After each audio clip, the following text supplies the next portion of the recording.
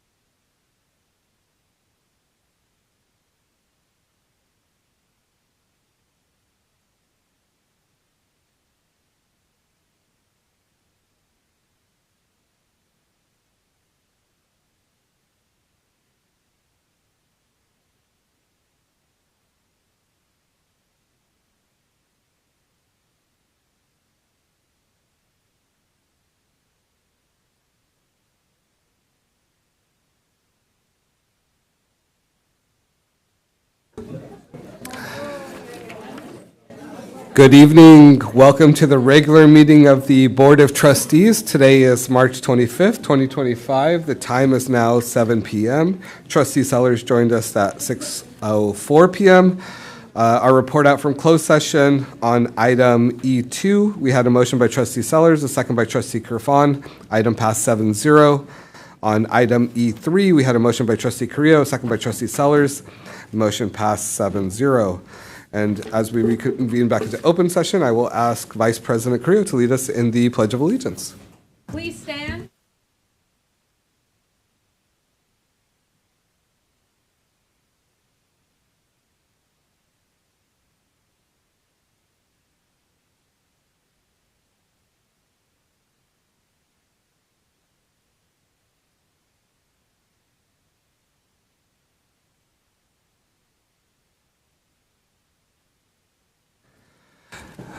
Next, may I ask Senor Lazo to share their community engagement information as well as Manjinder Sekhol. Good evening. If you wish to address the board, please call 559-276-3150 or fill out a request form provided on the table near the entrance and submit it to the clerk of the board prior to the meeting. If you wish to speak on an item on the agenda, please do so when that item is called. If you wish to speak on an item not on the agenda, you may speak during the public comment section of the agenda. Si desea dirigirse a la mesa directiva, llame al número 559-276-3150 o complete un formulario de solicitud provisto en la mesa cerca de la entrada y preséntelo al secretario de la mesa directiva antes de la reunión. Se permitirán comentarios públicos relacionados con los temas de la agenda cuando se llame el tema. Los comentarios públicos sobre un tema que no está en la agenda se permitirán durante la sección de comentarios públicos de la agenda. The district welcomes other language speakers to the board meetings. Anyone planning to attend and needing an interpreter for a language other than Spanish should call 559-274-4700, extension 10150, by noon on the Friday preceding the board meeting, or at least 48 hours in advance of the meeting so arrangements can be made for an interpreter. El distrito da la bienvenida a las personas que hablan otros idiomas a las reuniones de la mesa directiva. Cualquier persona que planifique asistir y necesite un intérprete para un idioma que no sea español, llame al 559-274-4700, extensión 10150, el viernes antes de la reunión y antes del mediodía, o por lo menos 48 horas antes de la reunión para poder hacer los arreglos para la interpretación. Thank you. Thank you, gracias. ਸਤਿ ਸ਼੍ਰੀ ਅਕਾਲ। ਜੇਕਰ ਤੁਸੀਂ board ਨੂੰ ਸੰਬੋਧਿਤ ਕਰਨਾ ਚਾਹੁੰਦੇ ਹੋ ਤਾਂ 559 276 3150 ਤੇ ਕਾਲ ਕਰੋ ਜਾਂ ਐਂਟਰੀ ਦਰਵਾਜ਼ੇ ਦੇ ਨੇੜੇ ਟੇਬਲ ਤੇ ਦਿੱਤੇ ਗਏ ਇੱਕ ਬੇਨਤੀ ਫਾਰਮ ਨੂੰ ਭਰੋ ਅਤੇ ਮੀਟਿੰਗ ਤੋਂ ਪਹਿਲਾਂ ਇਸ ਨੂੰ ਬੋਰਡ ਦੇ ਕਲਰਕ ਕੋਲ ਜਮ੍ਹਾਂ ਕਰੋ। ਜੇਕਰ ਤੁਸੀਂ ਏਜੰਡੇ ਦੇ ਕਿਸੇ ਵੀ ਵਿਸ਼ੇ ਤੇ ਬੋਲਣਾ ਚਾਹੁੰਦੇ ਹੋ ਤਾਂ ਜਦੋਂ ਏਜੰਡੇ ਵਿੱਚ ਉਸ ਵਿਸ਼ੇ ਦੀ ਵਾਰੀ ਆਵੇ ਤਾਂ ਤੁਸੀਂ ਉਸ ਬਾਰੇ ਆਪਣੇ ਵਿਚਾਰ ਸਾਂਝੇ ਕਰ ਸਕਦੇ ਹੋ। ਜੇਕਰ ਤੁਸੀਂ ਏਜੰਡੇ ਤੋਂ ਇਲਾਵਾ ਕਿਸੇ ਹੋਰ ਵਿਸ਼ੇ ਤੇ ਬੋਲਣਾ ਚਾਹੁੰਦੇ ਹੋ ਤਾਂ ਤੁਸੀਂ ਏਜੰਡੇ ਦੇ ਜਨਤਕ ਟਿੱਪਣੀ ਸੈਕਸ਼ਨ ਦੌਰਾਨ ਅਜਿਹਾ ਕਰ ਸਕਦੇ ਹੋ। ਸਾਡਾ ਜ਼ਿਲ੍ਹਾ ਬੋਰਡ ਦੀਆਂ ਮੀਟਿੰਗਾਂ ਵਿੱਚ ਹੋਰ ਭਾਸ਼ਾ ਬੋਲਣ ਵਾਲਿਆਂ ਦਾ ਸਵਾਗਤ ਕਰਦਾ ਹੈ।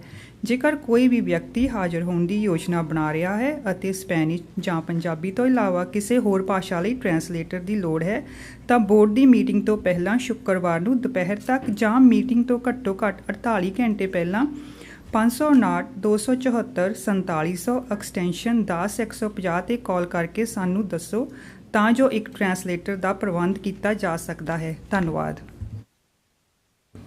Dhanyavad ji. We next turn to our presentations, and we have many this evening. I'll turn it to our administrator in charge, Assistant Superintendent Dr. Boatwright.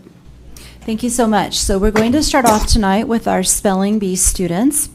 All 4 of our students being recognized this evening represented Central Unified at the Fresno County Spell-Off on February 27th. To qualify for the county spell-off, these students placed either first or second in our district spelling bees that were held in mid-January. We are so proud of our students for both their success in our district spelling bees and for their participation at the county level. And so tonight, we have Natasha Callejas. She's from Teague, but she's ill, unfortunately, can't join us. But we do have Jayla Estrada from McKinley. We also have Navpreet Kara from Glacier Point. And then we'd also like to announce Ethan Cox from Houghton Kearney. He has play rehearsal tonight, so he's not able to join us. But let's give them a round of applause.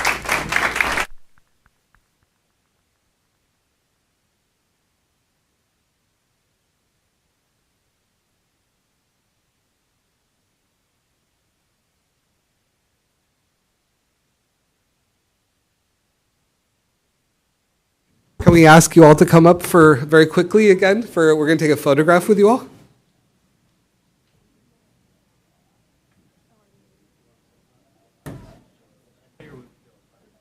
I'll be in the front. Too few of me.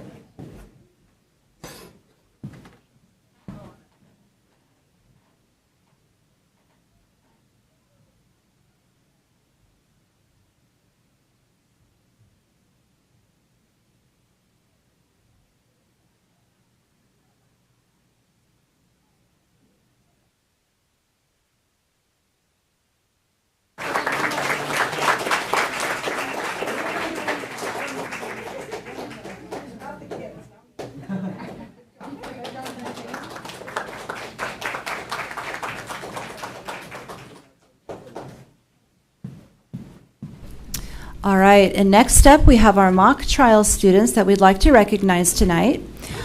They are from Central East and Justin Garza High Schools. Central East did place 5th overall.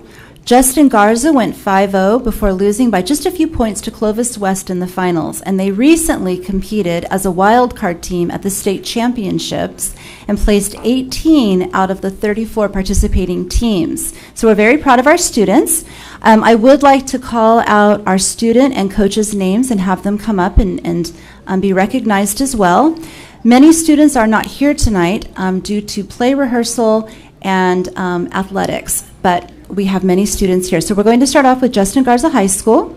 Our students are Jadine Andres, Tracy Barnes, Bryson Barnes, Alyssa Bauer, Yanelis Bolanos Veneros, Janine Boquillo, Jana Boquillo, Shamshir Brar, Areli Contreras, Jasmine Dillon, Jacqueline Dillon, Miriam Diaz, Francisco Gama, Kellis Galvin, Sophie Gentry, Matthew Hines, Amazing. Y'all did amazing. and I think these might be our East students that are coming up here. This is their coach of Philip Brunengraber as well. I'm just going to keep going with our students here. Damian Maskuski, Azrael Mota Gonzalez, Pandi, Danielle Polanco, Diljol Ray, Lydia Riboyer, Devin Simmons, and their teacher coaches, Carrie Teresi, and their attorney coach was Gordon Park. Let me go ahead and continue with our Central East students, Aubrey Burleson, Landon Brunengraber, Olivia Brunengraber, Ariana Castro, Frederick Chow, Tessa Davis, Leonasia Greenberry, Ekam Hayer, Julia Herr, Samuel Kendarian, Amanpreet Kaur, Madison Lynn, Zahra Nieto Flores, Desiree Palomera, Liam Pullinger, Adonis Richardson, Samuel Rees Macias, Peyton Smith, Nathan Valdivinos, and their coaches again, Philip Brunengraber, Greg Pullinger, and their attorney coach was Mr. Ramnik Sam Rao. So let's give our students and their coaches a big round of applause. And just so you all know, this team did something that has never been done in the 43-year history of Fresno County mock trials. And I've been coaching 28 years of that, different high school and college. They've never done it. Central has never had a team make the semifinals. 2 years ago, Central East and us made the semifinals. That was big news. Last year, that our team made it. This year, championship. We went to the championship. We lost the slowest pass. Teeny margin, but we lost. We thought, oh, we're not going to state. I think it was Napa County bailed out. We get a call 1 week before we had to be at state. Terry Twinston gets a call, would you guys like to go to state? Sure, we'll go. Get the kids back. At state, we beat 2 of the county champions. We finished 18th out of 36. With the same record as Colors West. Thank you all. Thanks for your support. We appreciate it. Thank you. Can we get a picture with the entire team? Come on up. Why don't we Or- let them Wear the come up? shirts with pride, baby. Let them come up first, and then we'll kind of get around them. Let them-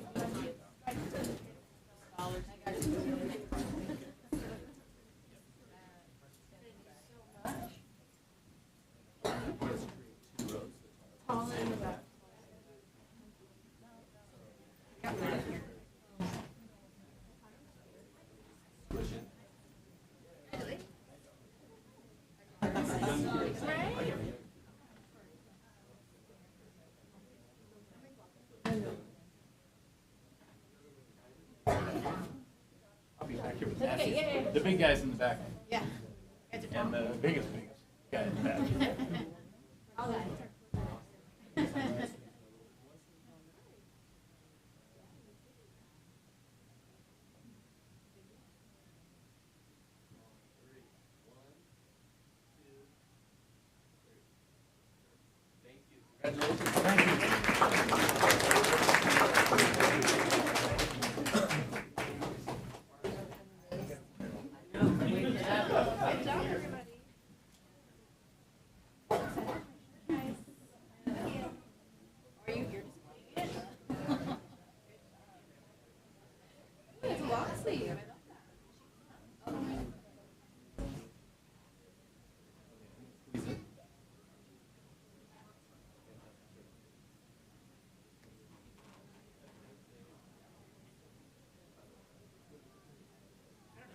I feel like we have to all be. Come in the back a little bit. One.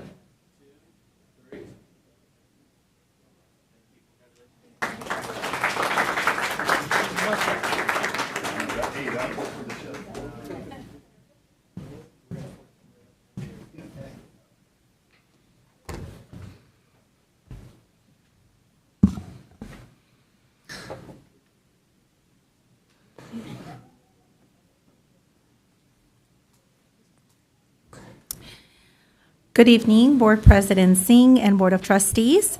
In recognition of Arab American Heritage Month, the Justin Garza High School Muslim Student Association, with their teacher advisor Rania Ayesh, and the Central East High School Arab Club Vice President Islam Sansami, will show us a special presentation. But first, I would like our students, if you're here in recognition of this important event or day, can you please stand up?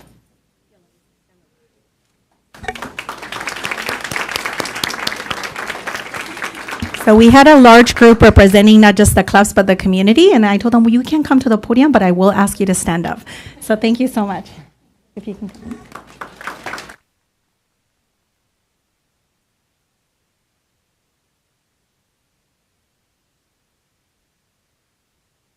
There you go. Push the button. Okay, there we go. Bismillah. Good evening, members of the board. As a special education teacher, district interpreter, translator, I'm here to support the resolution to designate April as Arab American Heritage Month, recognizing the valuable contributions of Arab Americans not just to our community, but our nation. I bring with me multiple Arab students from Central High School schools.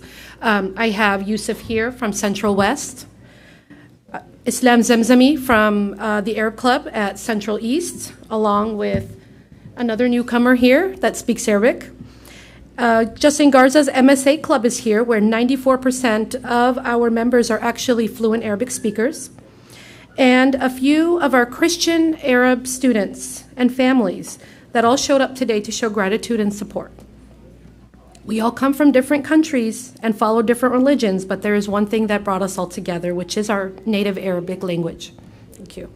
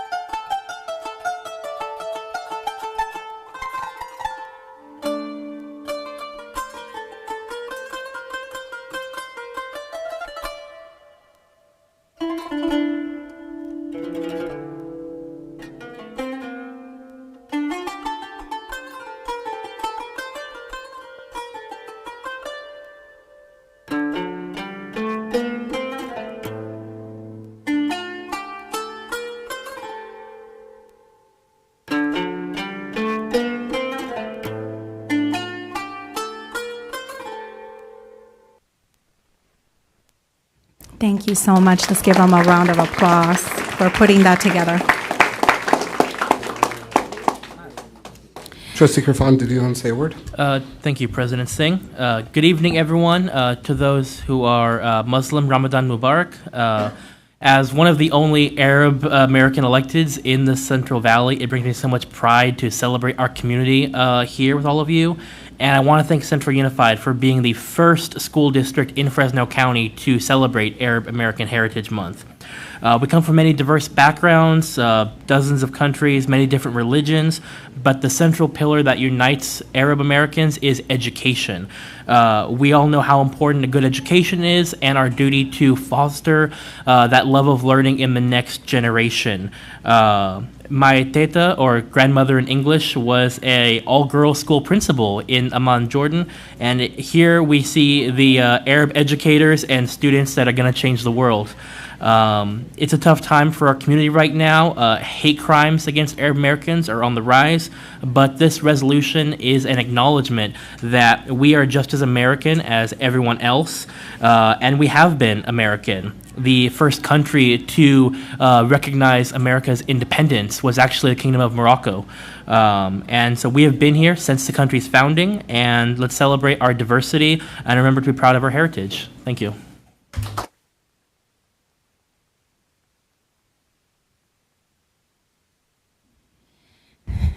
So continuing on with celebrations, tonight we have our Central East and Justin Garza High School pep and cheer teams. They have earned special championships and we would like to honor them tonight. Please help me welcome Justin Garza High School Athletic Director Christian Sujian and Central East High School Athletic Director Jesse Gonzalez to the podium.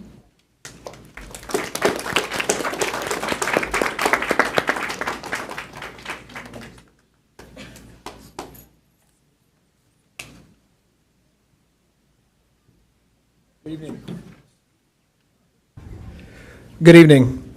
Thank you, Dr. Lopez. Tonight we want to honor and recognize the Justin Garza Competition Cheer Program for winning the CIF Central Section Division I Championship and CIF State Championship in the Varsity Small Division. We want to recognize these cheer athletes and their coaches. We're incredibly proud of them for all the work that they put in, the countless hours, and we're just very, very thankful that we have the athletes that we do. So, ladies, congratulations, and yeah, thank you guys all so much for inviting us out. We appreciate it.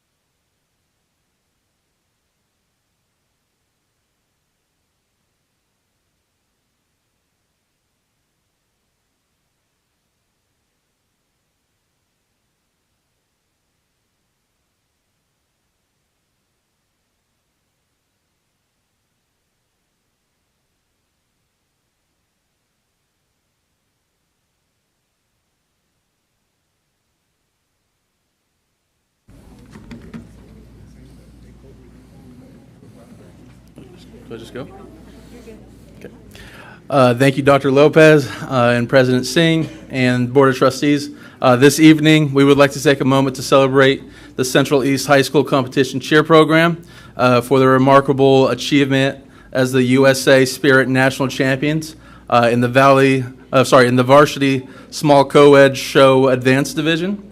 The dedication, resilience, and the tenacity demonstrated by our students and coaches have been truly inspiring. They faced tough competition throughout the season, but returned stronger, ultimately defeating those same teams at Nationals to claim the USA Spirit National Champions. Additionally, I would like to highlight that our JV team also achieved victory in the same showcase, USA National Showcase, in the Advanced Non-Tumbling Division. And further, our competition pep squad secured the CIF Central Section Division III Championship earlier in the playoff season. These students play a significant role on the culture and climate of our campus. They actively support all of our athletic programs, from football to swim, while also dedicating themselves to refining their skills and their crafts in their sport.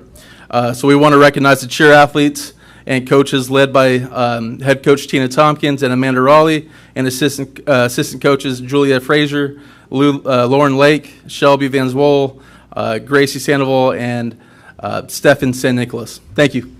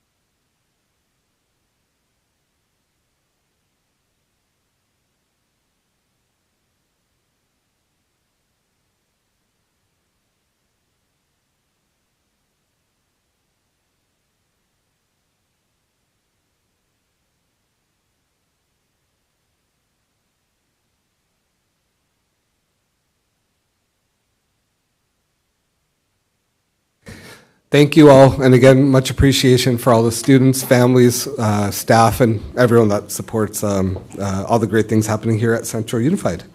Next, we turn to our employee association partners to hear about some highlights. May I invite up Laura Bolton, our Central Unified Teacher Association president.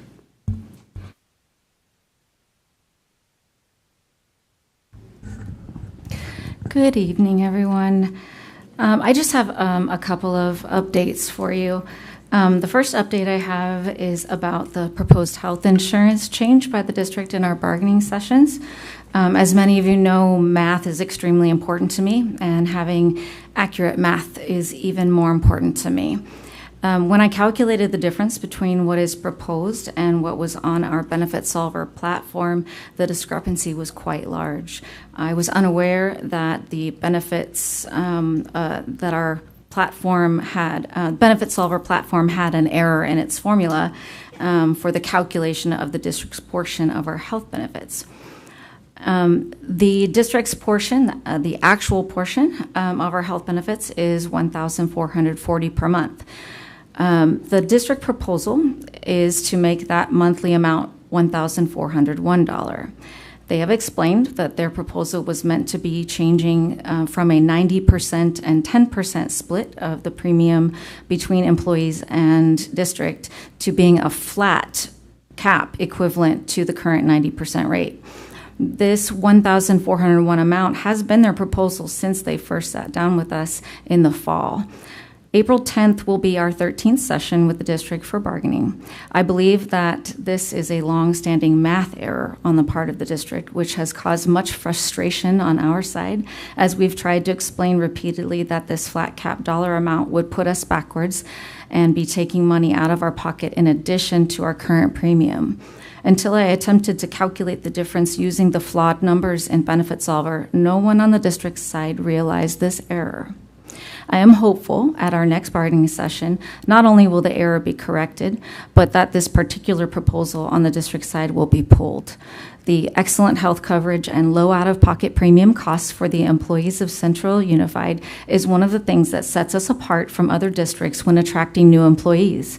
We have a highly effective, well-functioning health insurance committee that works collaboratively between the district, CUDA, and CSEA to manage and maintain affordable and attractive health plan for all. I do not believe it is in the best interest of the district to put a hard cap on our insurance. Premium costs which would force increases going forward. So the way it would work is a hard cap means this is the maximum that the district is willing to pay. And anything over that would be the responsibility, the financial responsibility of the employees solely, no split. We've been really amazing as a committee, and we've had a really good advisor in our broker.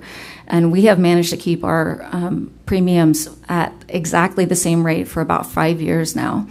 We do anticipate a small increase for next year, and I mean small. Like, you probably could not buy your favorite Starbucks drink with that amount. So we do our due diligence. That's a funny sentence, but we do to try to keep everything affordable and to not add extra cost to the district. We do recognize that when we change benefits, when we add extra things that are not required by law, that it costs the district, not just ourselves. And so we are very frugal on that committee. So please understand that that is a focus for all the groups on that committee. Finally, I also want to share that I've been working in collaboration with several high school teachers and a local vendor to create a new CUDA t-shirt that will be available to order very soon. So you will be seeing many new red CUDA shirts every Tuesday until we reach a fair settlement. Thank you.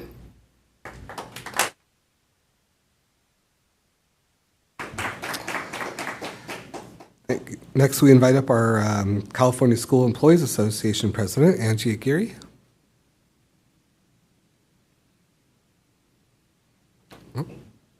Doesn't look like she's with us today. We then turn to our reports with our first report about our Just One Thing Collard Elementary School updates. Principal Diaz and Director Rodriguez. Thank you, Board President, Board of Trustees, and the public that's here and listening in. My name is John Rodriguez, and I'm the Director of Facilities Planning and Construction Management for our district, and I'll let our new principal introduce himself. Good evening. I'm Raul Diaz, the founding principal of Jesuit Singh Colorado Elementary, and I am very honored for this opportunity, and I'm really excited to update you guys today on some of the progress that we have made.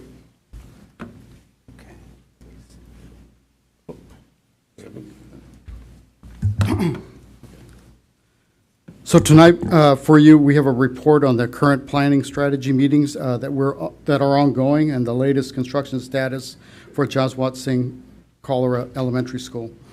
You know, many years ago, I was with another school district doing work at an elementary school in Fresno.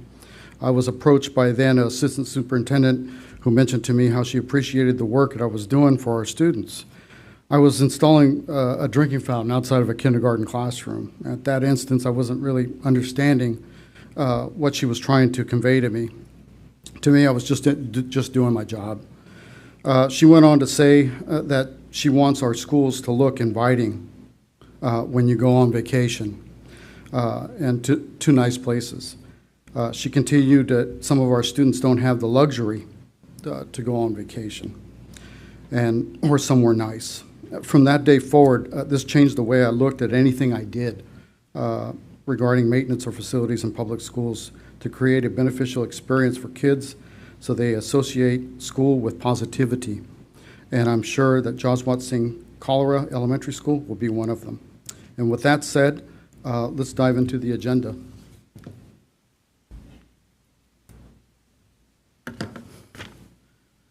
So on tonight's agenda, we have Mr. Diaz that will highlight the great work that he and his administration is currently working on. Our department has been engaged in some of those meetings, followed by project overview, project status, schedule impacts, and timelines.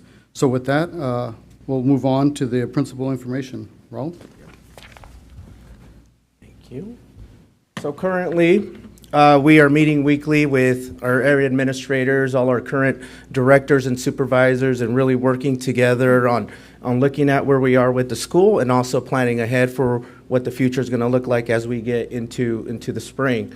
Our 25-26 registration is currently underway, so we do have a lot of families reaching out, registering our students.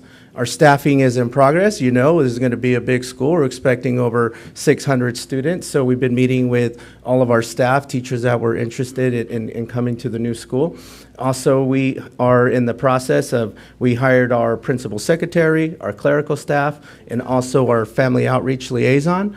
Right now, we're also planning events as we're working with Mr. Rodriguez on the timelines for the school and planning those community events, because I know we're all excited and we want to get our community there and we want to showcase our new school.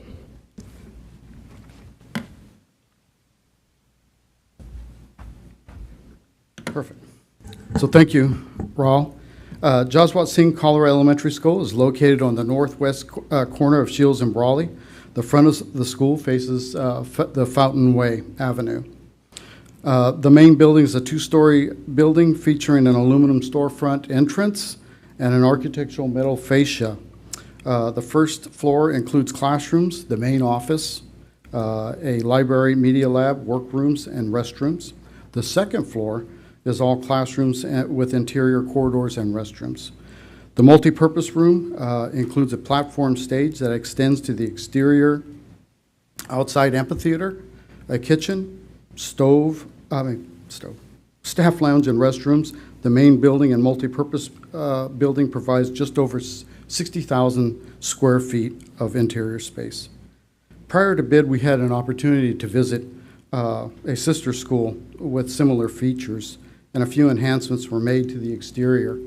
As you see, the parking lot traffic is only one way in the parking to alleviate congestion.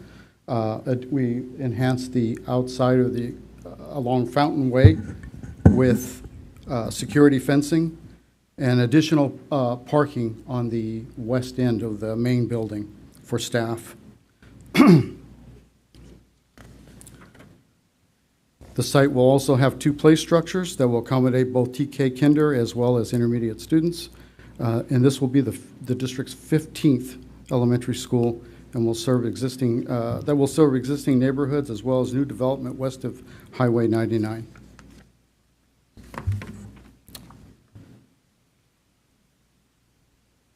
So the status report for the main building, classroom building, and the multipurpose building is in progress. Currently, there's acoustical ceiling tile grids going in, the lighting, mechanical, drywall, paint, T-bar ceiling grids, tile at the restrooms, and electrical and low voltage work being performed currently. The site work today was out there along Brawley Avenue. We have a curb and gutter, site concrete, and north on Fountain Way is the fencing is near completion. PG&E, permanent power and gas, we received tentative schedules for the month of April. And I'll talk a little bit more about PG&E power in just a moment. So the impacts to the schedule and to the site. So the roofing was one of the, there was a lot of delays, but the biggest ones were the roofing and the classroom technology. In the fall, the issue here was with the roofing started with the mechanical curbs that did not meet the minimum height requirements to the roofing manufacturer's requirements that were in the specifications. This became a domino effect as work below the roof deck could not start. And that means your electrical, your mechanical, your plumbing, the insulation, the sheetrock, tile, essentially all of the finish work could not start. The change order to address these conditions also contributed to the delay. The contractor demobilized and went to another job site, and the weather did not assist us in any way either. So the roof has been completed. However, we still are experiencing the result of these delays today from this event. And the classroom technology, just to touch on it briefly, was because there was a change to add these devices. The electrical rough-in that was required and the insulator, the drywall finishes could not start their work until after the electrical rough-in was complete. The classroom technology work has been completed. However, we still are experiencing the delays from this event. Moving on to the weather events, the rain and mud delays. So on the weather, it's impacted our completion date for the roof, which has impacted the entire site. The problem is with rain comes mud days, and they impact all of the site work. Rain and mud affect construction in a variety of ways. It also causes materials like concrete to not set properly, leading to potential structural issues, stability, and safety of the work area. City of Fresno off-site work coordination was another issue that impacted our job. The off-site work for the issuance of encroachment permits was extremely lengthy process to get out into the street. That impacted our work on the off-site improvements. And also the addition of a traffic loop that was impacted by our construction. So there was so when you pull up to an intersection, there's a circle that's right before the crosswalk bar. Well, there's also one that's back about 50 feet. That particular traffic loop had to be kind of eliminated, and then they had to put another traffic loop, a box to hit the signal. So that took us a while to mitigate around that. PG&E. So this is probably our biggest impact here. Since late of 2024 and to date, our permanent power for the school has been postponed due to weather impacts. PG&E has given us an April 3rd date to energize the school, and the installation of natural gas will follow on the 14th. Any delay in getting PG&E permanent power and gas service would impact the ability to climatize the building, which is necessary to proceed with interior finishes. This is all your cabinets, your wall boards, your flooring, your tack board, and your interior doors. So the status currently, however, these dates, if they hold, then our completion date would be mid-July. So here's a daily and monthly rain log that we've been keeping on the job site since January of 2024 through March 11th of 2025. What is not shown is the precipitation that we've received in the last few weeks.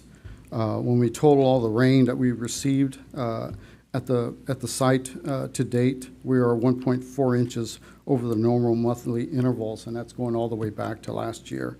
While that might not seem significant for our valley, it plays a major role in construction in regards to delays. Rain and mud affect construction in a variety of ways. Just like reiterate, it causes materials like concrete not to set, leading to potential structural issues, stability, and safety. And how this rainfall is captured is that they have a little rain gauge, a little cup that they measure the rain, because it differs from the airport, where a lot of it is collected officially for the Fresno area, but we only care about our project, which is several miles away from the airport. So here's just a little bar graph, just exactly what I was just talking about, the impact and the timeline. So what we're doing in the meantime is currently we have directed the electrician to supply power to portable devices to begin acclimating the spaces to receive flooring and wall coverings as we wait for PG&E. We have some contractors. We also have asked some contractors to work extra hours and weekends to make up some time. We have completed a staff moving plan for the site that will be shared with staff, and to start distributing packing materials to those staff members that will be moving in the very near future. Classroom furniture is due to arrive in May, and we continue to coordinate with the furniture installers. Playground equipment is here and is stored, and we are currently running on temporary power for the site, which means it's not the 1800 amp panel that we have, the main gear. It's only 277, 240, so we can wire things up like devices, like portable devices, to acclimate the rooms to start putting the flooring down. So, and that's what we're doing currently. And I know this is information, but if you guys have any questions, I'll be happy to answer them. Trustee Sidhu? I know you can't control the rain, but like the mid-July date, let's say there are more rainy days ahead, do we have like a contingency thing, or like what's the idea there behind that?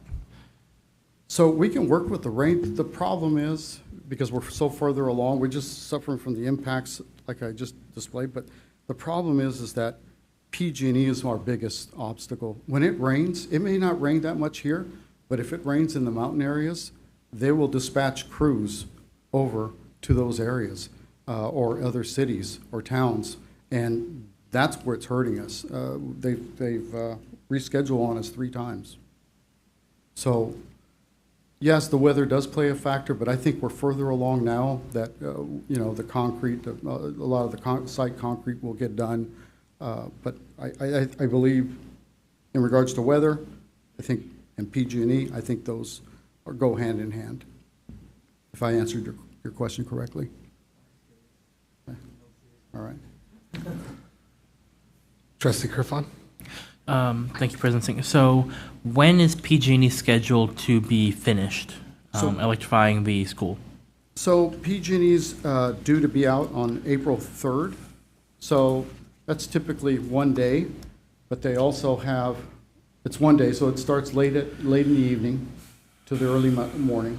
So we'll have crews out there, and we'll also have our own people out there.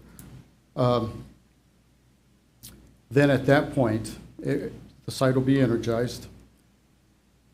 The issue that I see now is wrecking out those poles, and what I mean by wrecking out is those poles that are overhead need to come down. So that date has not been given to us, but that's on the outside or the outside of the perimeter fence. And that's something that will be done by the district or by PG&E? PG&E. Okay, do we know when they'll be doing that?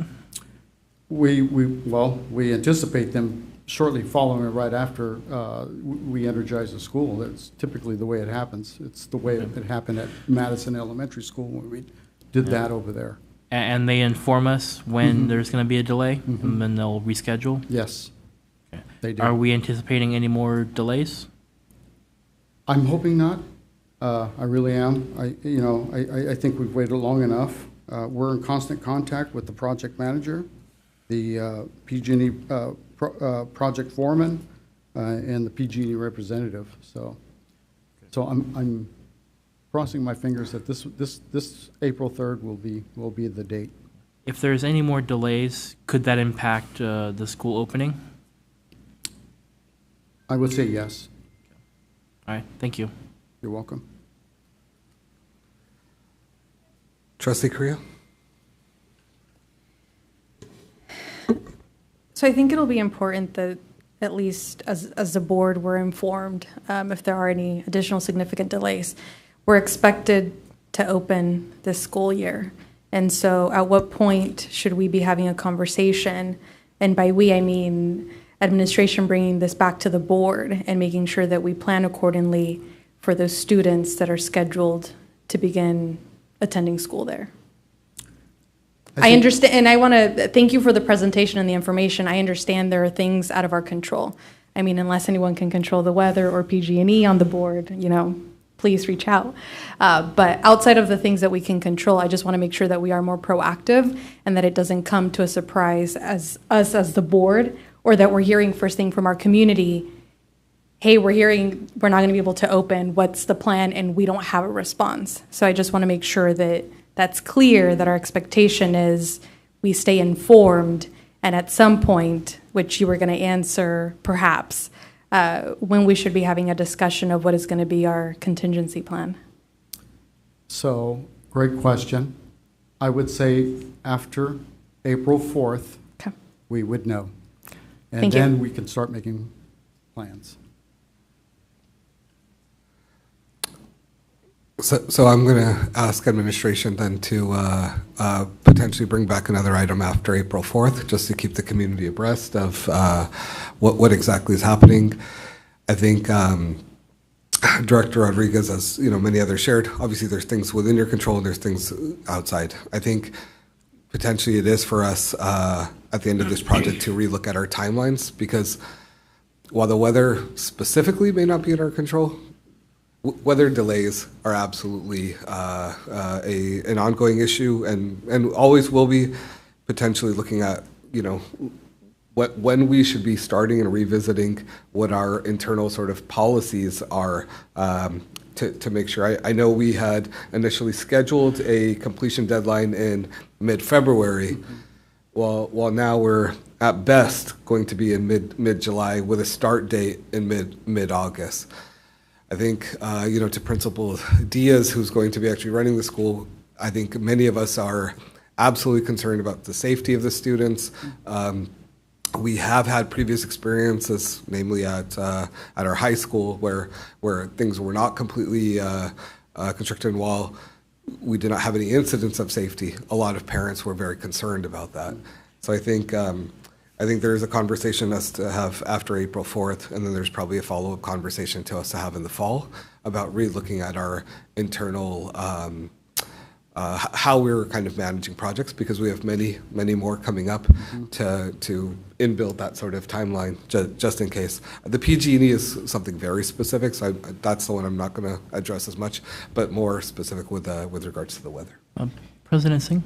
If we're getting an update at some point after April 4th, can we have it on the April 8th board meeting? That would give us some most recent time after. I'll follow up with the administration to get that in, at Thank least you. in the April. Thank you. Thank you, Director Rodriguez.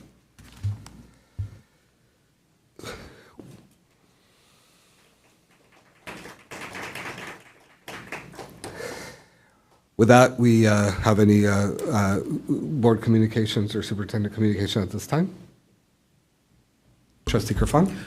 Thank you, President Singh.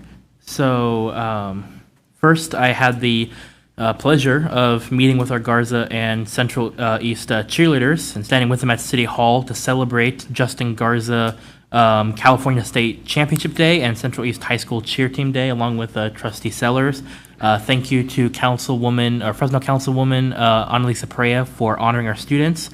I think it just goes to show the students' tenacity and excellent cheerleading programs at East and Justin Garza. And thank you to our coaches who have inspired our students and the support you give. I think this goes to show that no matter what school you go to in Central for the cheerleading, whether you are a Guardian, a Grizzly, or a new third thing, that they are champions and they're winners. And then last weekend, I attended Central East's production of Newsies and was blown away. For those who haven't seen the show, it's about newspaper hawkers in New York. These kids learning about the value of a strong union. All the more fun seeing CUDA VP Philip Brinengraber in a cameo as Teddy Roosevelt. But the athletics these kids have during the production, the acting performances were just phenomenal. And this was also Miss Ellswick's first high school production. So I'd say she set the bar pretty high for the next year. Congratulations to everyone involved. And then finally, I attended Madison's open house last Wednesday. It was a great meeting with the parents and teachers at the site. You can really tell that everyone at that campus cares deeply about our students, whether they are a 30-plus year veteran or a brand new recruit we're lucky to have snatched up from neighboring districts. So thank you, Principal Oliver and your team for having us. And that's all I have. Trustee Chavez?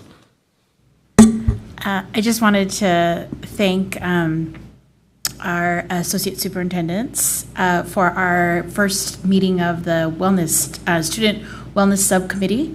So we met last Friday, and it actually was a very productive meeting. I was really pleased to hear about all of the different approaches, specifically regarding community engagement, and I wanted to make sure to say that here publicly so that way you all could understand that we're really looking closely at some of these new funding sources and how we're supporting specifically our English language learners.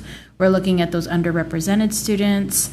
Where are those gaps and how can we better be incorporating your voice and your participation in the process? So I want you all to know that I am looking at that very closely, and I want to encourage people as you're invited to participate in these conversations within your communities with regards to your specific school sites. I want to encourage the community to come and make their voice heard, because in our subcommittees, we're really listening closely to what the community needs, and we have an opportunity to really use this funding to further supporting some of those students that have been overlooked in the past. So I really want to commend our district people who are participating within the Wellness Committee, and just make sure the board knows that, there were some really exciting new things that are available with regarding new funding opportunities, and I look forward to reporting those things out more further. So thank you again. Thank you. Trustee Carrillo? Thank you, President Singh.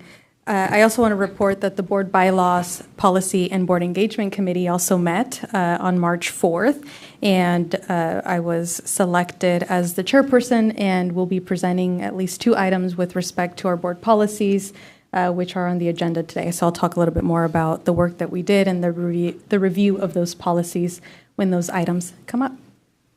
Thank you. And just as a sneak peek, although I guess I won't reveal the names for District 3 and District 1, we have some Women of the Year that will be honored tomorrow, very much in terms of their work with Central Unified. So we'll be pleased to share that with the broader community after their name tomorrow.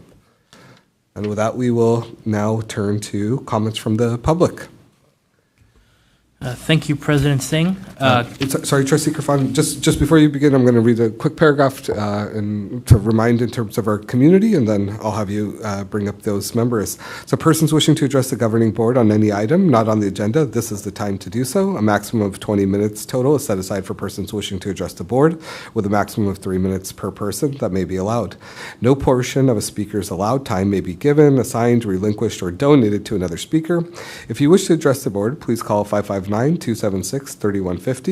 If you wish to address the board on an agenda item, please do so when that item is called. Items requiring lengthy discussion may, at the board's discretion, be scheduled at a specific agenda item for future meetings. Speakers are requested to state their name and to address the comments to the Board of Trustees. And the board is governed by the Brown Act and may briefly respond to public comments but take no action except on items scheduled on the agenda. Thank you, Clerk Kerfan. Please proceed. Thank you, President Singh. I'm not sure if we have anyone in the overflow who still needs to submit a comment, but I only have one tonight right now. That's from Dr. Saul Salinas. And Mr. Salinas, you will have 3 minutes whenever you start. I won't take the 3 minutes. Good evening, President Singh, members of the board. My name is Dr. Saul Salinas. I'm an assistant professor of social work at Fresno Pacific, and I'm going to embarrass some of my students. I'm going to have them stand really quick. See, they just. So Fresno Pacific, yes, thank you. Fresno Pacific now has a master's in social work program. It was established a couple years ago. This is the first cohort that's graduating in 6 weeks. So they're excited, and they have their resumes as well. So I just wanted to introduce them, and Lou, this is part of our learning. They're able to come. We took a field trip. But one of the things that we're trying to do also is they're enrolled in my school social work class. I don't know, Trustee Chavez had just talked about the wellness piece, so that is crucial. We're trying to train our students to be professional social workers, to be credentialed, but that's in the horizon. So if I could help in any which way, let me know. But we're excited, and thank you for meeting on Tuesday, because this is when my class meets. Thank you. Thank you. Thank you, Dr. Salinas, and welcome to the FPU students. Thanks for joining us this evening. Thank you. President Singh, I have no further comments. Thank you. And with that, we turn to the consent agenda. Board President, we do have one caller on the line. Please have him join. Okay. And then we're just waiting for them to be sent through.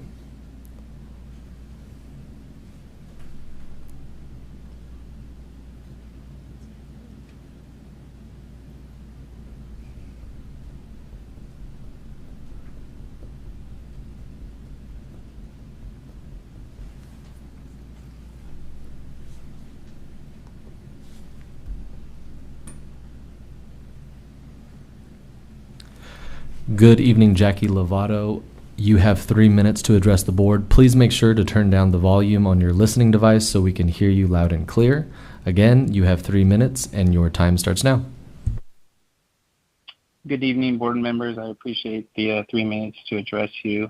My name is Jackie Lovato, and I'm a parent of a Central High freshman who is actively involved in water polo. And I am addressing the board for the mere fact that I need to know, as a parent and a supporter of our son, that we have done everything we can to bring attention to the aquatics program within Central Unified School District, specifically the high school water polo boys program. I did write a letter to you all, and on March 17th, I'm hoping you had a chance to read that lengthy letter. I apologize for the length of it, but I'm hoping you had a chance to read it. I have been in contact with Mr. Hightower, as he did respond to the letter today. And Mr. Hightower did address a lot of concerns, primarily the big concern, which was recruitment and development of an aquatics program within the district. I do want to bring note to that because Mr. Hightower has been in communication with parents and athletes. However, I would be remiss if I did not address the board that our aquatics program is in dire need of a complete overhaul to bring in more participants, coaching, and a program with itself. I am encouraging the board, if you would possibly add an agenda item at the beginning of next school year to see how some of these new development practices that are intended to be installed this summer, how they look, so we can ensure that there is a program and an initiative, if you will, to bring our aquatics program up to standard. Currently, between the two high schools, Central East and Central High, we have 12 water polo players. And if we add guards into there, returning next year, we have a total of 15 amongst 3 high schools, and that's not even enough to barely field 1 varsity team. So I bring this up because our son loves water polo amongst other things of high school, but I can't imagine that any other small sports are not in the same boat as the district boundary lines are changing next year. And like I had mentioned, as a parent, I had to know that everyone was aware of where we're at and where we're heading, and I just want to ensure some sort of accountability here in the near future, that future generations of students and athletes, specifically aquatics athletes, have that opportunity to be a part of a lasting program. And that's really all I have, and I appreciate your time. And then, Board President, we have one more phone call.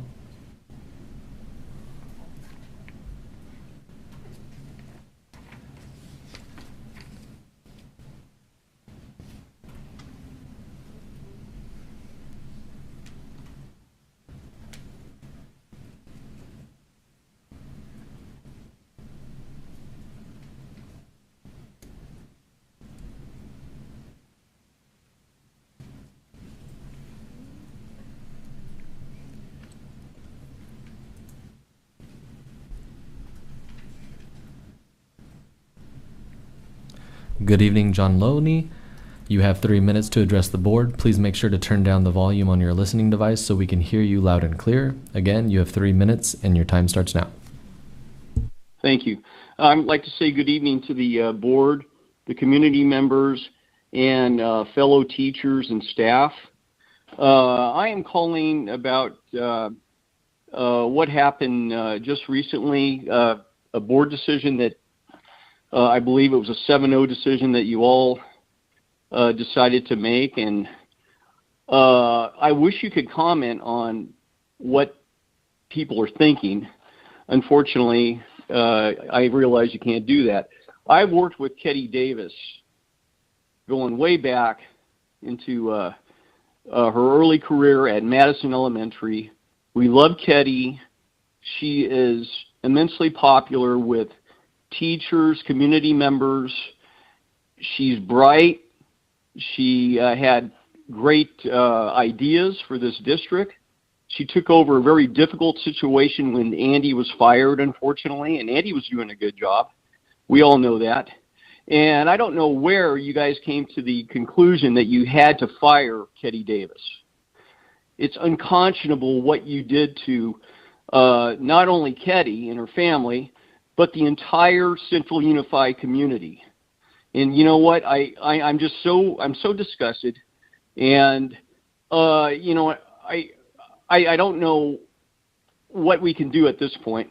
But you're going to be spending a lot of money to have to do a search, and then you're going to go out and hire somebody. You're going to find your person that you're happy with politically. And so, you know, I don't know what we can do other than next time the voters of Central Unified have a chance to vote any of you off, they need to go and do that. The turnout was terrible this time around.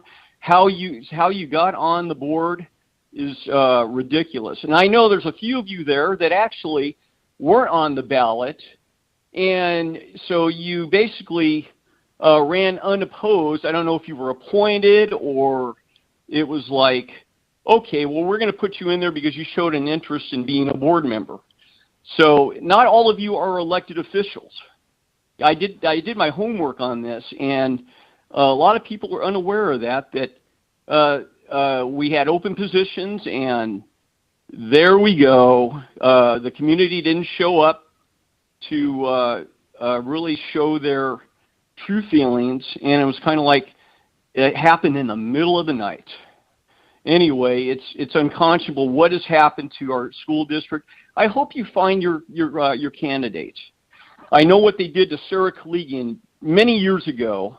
Highly qualified, intelligent, professional woman, and they wouldn't give her the time of day. They hired an Thank you, sir. Your time has expired. person from the outside, and it was terrible. Thank you. Do we have any other comments from the public at this time? Board President, we have no more calls. Thank you. And with that, we will turn towards our consent agenda. And I just wanted to highlight we are declaring item number 2, declaring April 2025 as Arab American Heritage Month. We had a presentation earlier, so merhaba, salam alaikum, and of course, Ramadan Mubarak for those celebrating. Item number 3, we are going to be adopting a resolution declaring April 2025 as Autism Acceptance Month. Item number 4, declaring March 31st, 2025 as Cesar Chavez Day of Service and Learning. And finally, number 5, declaring April 7th through 11th, 2025 as a Week of the Young Child. And do I have a motion on this item? So moved. Or second? We have a motion by Trustee Kirk, a second by Trustee Kerfan. Those in favor, please say aye. Aye. Aye. Those opposed, nay. Those abstaining? Motion carries 7-0. Thank you. We move on to our action items for this evening. Our first item revolving around student discipline case 2425-014. Do I have a motion on this item? Motion to approve as recommended. We have a motion by Trustee Kerfan. Second. We have a second by Trustee Sellers. Those in favor, please say aye. Aye. Those opposed, nay. Those abstaining? Motion carries 7-0. We move on to accept gifts to the district. Assistant Superintendent Iqbal. Good evening. Justin Garza received 3 gifts. The first one is Park McCormick Barster, attorney at law, donated $400 to the choir program and $300 to the track and field. And then we have the last one, C&D Services, donated $150 to the choir program. Administration is recommending the board accept gifts to the district. Our appreciation to all the donors. Do I have a motion on this item? I move to accept the gifts. We have a motion by Trustee Correa. Second. Second by Trustee Sellers. Those in favor, please say aye. Aye. Those opposed, nay. Those abstaining? Motion carries 7-0. We move on to item number 3. Approve California State University Fresno Foundation special education contracts. Assistant Superintendent Dr. Lopez. Good evening. The Fresno State Foundation Special Education Contract presented to you tonight will provide a service of support to a student as approved by the IEP process. Usually, as a district, we ensure we provide the least restrictive environment for students receiving special education services. However, in some cases, we exhaust all we can offer, and we resort on non-public schools and PAs or NPSs for additional services to help meet the needs of students. However, in this situation, there is no space availability at in those programs, and have contracted with Fresno State Foundation that will offer services to meet the needs of the student. I am happy to answer any questions. Administration is recommending the approval of this contract so we are able to ensure that the services are provided immediately. Question or comments from the board on this item? Trustee Correa? Thank you, President Singh.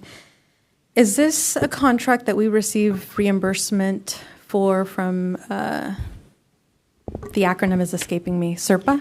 SELPA. SELPA. So it is not, it's not one of them. Okay, thank you. I'll move to approve. We have a motion by Trustee Correa. Second. We have a second by Trustee Kerfan. Those in favor, please say aye. Aye. Aye. Those opposed, nay. Those abstaining? Motion carries 7-0. We move on to item number 4, approve E-rate network electronics project. Director Martinez. Good evening, Board President Singh, members of the board. This item is returning is for RFP 0204-25C.1. It closed on March 12th. Administration is recommending awarding the bid project total of $512,696 with E-rate estimated to fund 80% of that. I'll be happy to answer any questions you may have. Questions or comments from the board? Seeing none, do I have a motion? So moved. We have a motion by Trustee Kirk. Second by Trustee Sellers. Those in favor, please say aye. Aye. Those opposed, nay. Those abstaining, motion carries 7-0. We move on to item number 5, approve E-rate internet hotspot services. Director Martinez. Yeah, good evening again. This is for RFP 204-25A.6, closed on March 7th. Administration is recommending awarding this at $690,000. E-rate is estimated to fund 80% of this. I'll be happy to answer any questions you may have. Questions or comments from the board? Trustee Carrillo? I asked this last time when we had an information item, but I think it's important to point this out. This contract is specifically to provide hotspots to our students that are in areas that don't have access to the internet, right? Correct. Okay. And so how are we transitioning? Because they currently have a hotspot and maybe it's Verizon or T-Mobile. I don't recall the last contract. Yeah, currently we have devices with internet access through T-Mobile. Okay. So those would end at the end of this school year, and then July 1 we will start with AT&T and swap those out. So it'll follow the process of we collect them back every year and re-hand them back out. So it's part of logistics. So they won't experience any interruptions, and they won't know the difference, essentially, our students and our families. Correct, because we bring the devices back during summer as well. The only one would be summer school that we work with for students in summer school, but we will have plans for that. Okay, thank you. Motion on this item? I'll move to approve. We have a motion by Trustee Carrillo, second by Trustee Sidhu. Those in favor, please say aye. Aye. Those opposed, nay. Those abstaining, motion carries 7-0. Thank you, Director Martinez. We move on to item number 6, approve bid schedule and award for Justin Garza High School Athletic Complex, Increment 3. Director Rodriguez. Thank you, Board President and members of the board. This morning, there were some questions that were brought to my attention regarding one bid package. With the board's permission, administration is recommending that this item return for action on April 8th board meeting. Questions or comments from the board on this item? Trustee Carrillo? So can you provide clarification? It's currently on our agenda for action. Correct. Are we missing information, or are there additional questions that trustees had, or why? There's a question regarding non-responsiveness for the low bidder on the steel.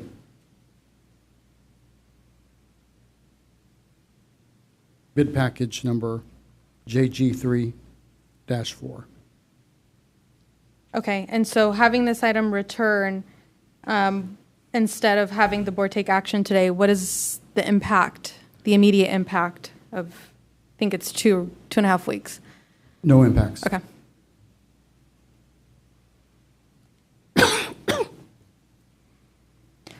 You would just table this item? Yeah, You don't so- need formal action from the board? So we'll table this to the next meeting. Thank you. Thank you, Director Rodriguez. We move on to item number 7, approve Parent Square contract for district outreach to parents. Administrator in charge, Dr. Boatwright. Parent Square is our mass communication system for parent and staff notifications. Administration is recommending approval of the attached invoice. This is for the 2024-2025 school year. The annual subscription fee is based on our total student enrollment. And so we are asking for approval, and I'm happy to answer any questions you may have. Questions or comments on this item? Second. That's okay. You have a motion on the floor. We have a motion by Trustee Kirk. We have a second by Trustee Sidhu. May I ask a question? We can ask a question, yeah. Thank you. So I see that we last entered into this contract or began working with Parent Square back in May of 2019. Do we have any procedures in place and I don't know how it works for Parent Square, but do we collect any feedback from our families to see how efficient or effective it is in communicating the communications we're sending? Or when we will look to see whether there are other programs that or platforms that would better serve our community, if any? Well, I'd like to ask Jonathan Burrows, our PIO. That's where this program runs out of, is through his office. Yeah, so Board Vice President, Currently, we have a contact rate of 98%, Okay. And the schools have to verify the parent's email as well as the phone number, and the parent then has to go through a verification process. So currently, we're able to reach 98% of our families. Okay, so we don't intend to look for others platforms at this point? No. Okay. Thank you. Thank you. So we have a motion by trustee Kirk, a second by trustee Sidhu. Those in favor, please say aye. Aye. Those opposed, nay. Those abstaining, motion carries 7-0. Thank you. Next, we turn to item number 8, approve criteria for student board members. Vice President Carrillo. Thank you. So I am presenting this item as a chair for the bylaws, the board bylaws policy, and board engagement. So this item is coming before us, as you all may remember, on January 28th, 2025, this board took action to adopt Board Bylaw 9150, which is adding 2 student trustees to our board. But what we couldn't agree, at least those of us that spoke up, was the length of term for the student trustees to serve. And this item is coming to us as action to give us the option to consider the proposal that's being provided. I don't know if anyone has any questions, but what we're recommending from the committee is that we have each student serve a semester, and that elections would be held to select or to elect both of the students that would serve during that year term. And so they already know and are prepared. What's been attached are the recommendations. I have a couple of edits to the recommendations, which would be to just further identify that we are selecting 2 student trustees, and each one, as you can see, one from attending a traditional high school, which includes Central East, Central High, Justin Garza, and then one other student from a non-traditional high school, which includes Class, Central Online High School, Pershing, and Pathway. We made that decision to make sure that there is an equitable election, given the large population of students in our traditional high schools. And then you see the roles and responsibilities. What essentially this document is proposing is that the superintendent and the PIO's office would be overseeing the elections as far as any irregularities, and then would be advertising. And it's proposing that students create a video, and for us to provide any additional information or limitations as to what the content should be in that video, in any additional campaign rules that we want to include. And we also need to make a decision and provide clarification. So our recommendation from the committee is that the student be currently enrolled in high school. And that identifies 9, 10, and 11. I'm not sure why we didn't include 12, but I'm sure administration. It was at the time of election. At the time of, okay, Right. At the time of the election. They must have a minimum of a 2.0 GPA. That's consistent with a lot of other activities that we have. And then we're also recommending that they not be a student who's already serving as an official officer for ASB, for class, for FFA. And the purpose of that is not to punish those students who are serving in other capacities, but to make sure that we are diversifying and that we have more students participating. And quite frankly, we spend a lot of time on these board meetings. And so whether they're spending additional time preparing, it's time consuming. From our board bylaw, we are providing them school credit for the time that they spend on the board, and then it also provides a summary of the time commitments, recognizing that we meet twice a month, specifically requiring and proposing that staff meet with the student, as well as I would recommend that our board president or vice president, and then the additional time commitment is that they also have the right to serve on our committees and to be appointed, so that would be an additional time commitment. And then finally, there is a proposed timeline, assuming that we approve this either today or no later than our next board meeting, so that we can advertise, give students enough time to create those videos, and then have an election where the student body is electing the student. And then this is proposing that we have the student then join our board, I believe it would be in July. And so we would probably make the announcement sometime in our May or August board meeting. That's a summary of the document. I welcome feedback and discussion from the board. Trustee Sidhu? Just a question. For the schools, like one traditional school and the one of the other ones, is it going to be cycling? Like, so like one school, Central High School gets it, and then it's Justin Garza, and then they rotate. Is there going to be a rotation involved? So our suggestion would be 2 would serve at any one time. Mm-hmm. And so we would designate that, for instance, as an example, let's say our non-traditional and like Garza served in fall semester, and then at that point, then Central East and Central High would those students would serve during spring semester. And those students would be representative of all students' concerns? Okay. Correct. And so what we need to figure out, and this was part of the discussion during the committee meeting, is what is that going to look like? Are we going to establish and require that they have office hours? I don't really want to impose more requirements. I think that that's going to be the responsibility of the student, and then we just need to figure out alongside our principals to determine what is the most effective way to communicate without having our students to actually physically travel from one campus to another. I think most of our campuses now have lunch at the same time, mostly. Okay, I'm seeing mostly. So I think that's an opportunity, and I think that that would be something that the principal and our assistant superintendents can work with, or our assistant superintendent, Dr. Lopez, you would be overseeing. So there's different ways that can happen. Zoom is a great piece of technology that we can use nowadays, but they also, in other districts, they tend to visit or meet with the ASB presidents or Black Student Union presidents and invite them to those Zoom meetings to get feedback from those sites.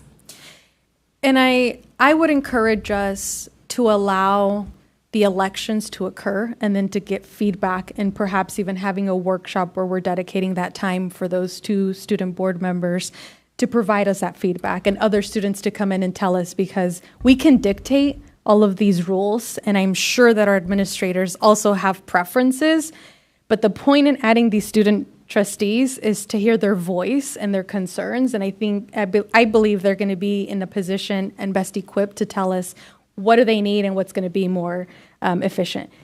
They may shoot for the stars and we may have to bring them back to reality, but I think that would give us a better opportunity to compromise. But that's essentially what we would envision, and their responsibility based on our board bylaw is that they, in essence, represent the entire student population. Yeah, and that's what I wanted to kind of end on, is that I really liked the structure and everything. I'm supportive, and my only question was, you already answered it, but my only question was like, if in a year, or in a semester we see, some things that need to be fixed, it's like a ever-growing project that we work on.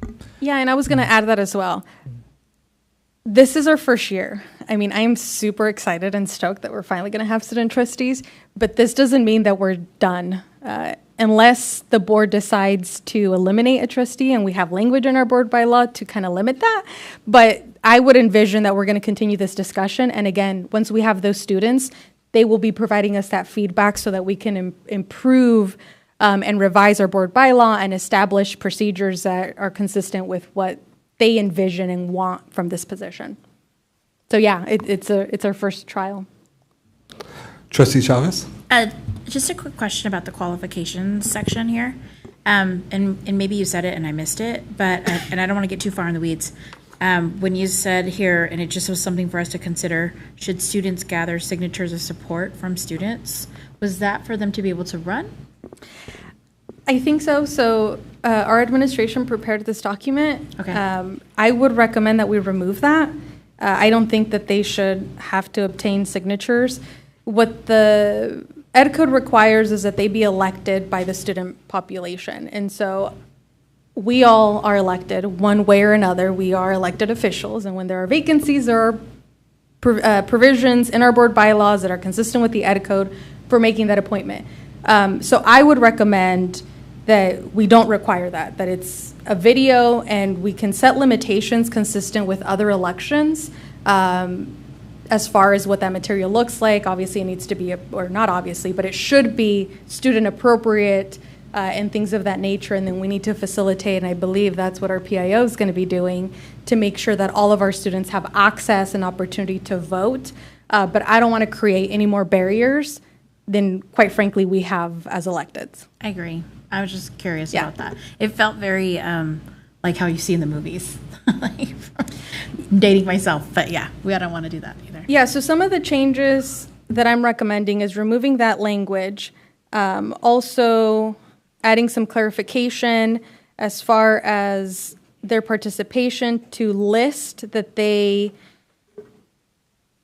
are also appointed to subcommittees, which take about another hour and a half, I think every quarter, under the roles and responsibilities. And yeah, roles and responsibilities, to add that they can also participate and attend the annual CSBA conference. I think we also need to be investing funds to allow them to develop as leaders. And then there was to respond to say it's only student officials that serve in other organizations that are going to be prohibited. They'll have to make a decision. Either you are going to be the ASB officer or you're going to run and serve as a trustee. But otherwise, I know there were some questions about what if they're not an officer but are an advisor. I don't have a problem with that. My concern and our recommendation and discussion at the committee level was we just don't want them to have all these responsibilities and add more to that. And the purpose of having a semester term is to allow more students to participate and serve on our board. Trustee Griffon. Thank you, President Singh. Maybe a question for administration. How many officers are there in an FFA chapter at either Central High or Pershing? Dozen? Approximately 12. Well, thank you. So the three things, I'm mostly there, the three things that concern me are, one, I have concerns about excluding FFA because that's a significant number of involved students that may be interested in this, and this is a program that is not at 4 of the 6 high schools that we have. So I feel like it's, putting an extra burden on some of our sites that aren't at the others. I'm okay with, excluding ASB or class officers. Sorry, let me interrupt you because I think there's a point of clarification. FFA is available at all of our sites. FFA is at Central High School, but students from all 7 of our sites would be able to participate as student board members. They have a chance to be elected in the process. I think the comment, though, is all of those 6 campuses have FFA officers, or is it just Central High? Central High and Pershing. Okay. And Pershing also has a smaller student body, so that really whittles down the number of potential students we have. The second thing I have under campaign rules, I think the list of candidates, the names should be randomized, not alphabetical.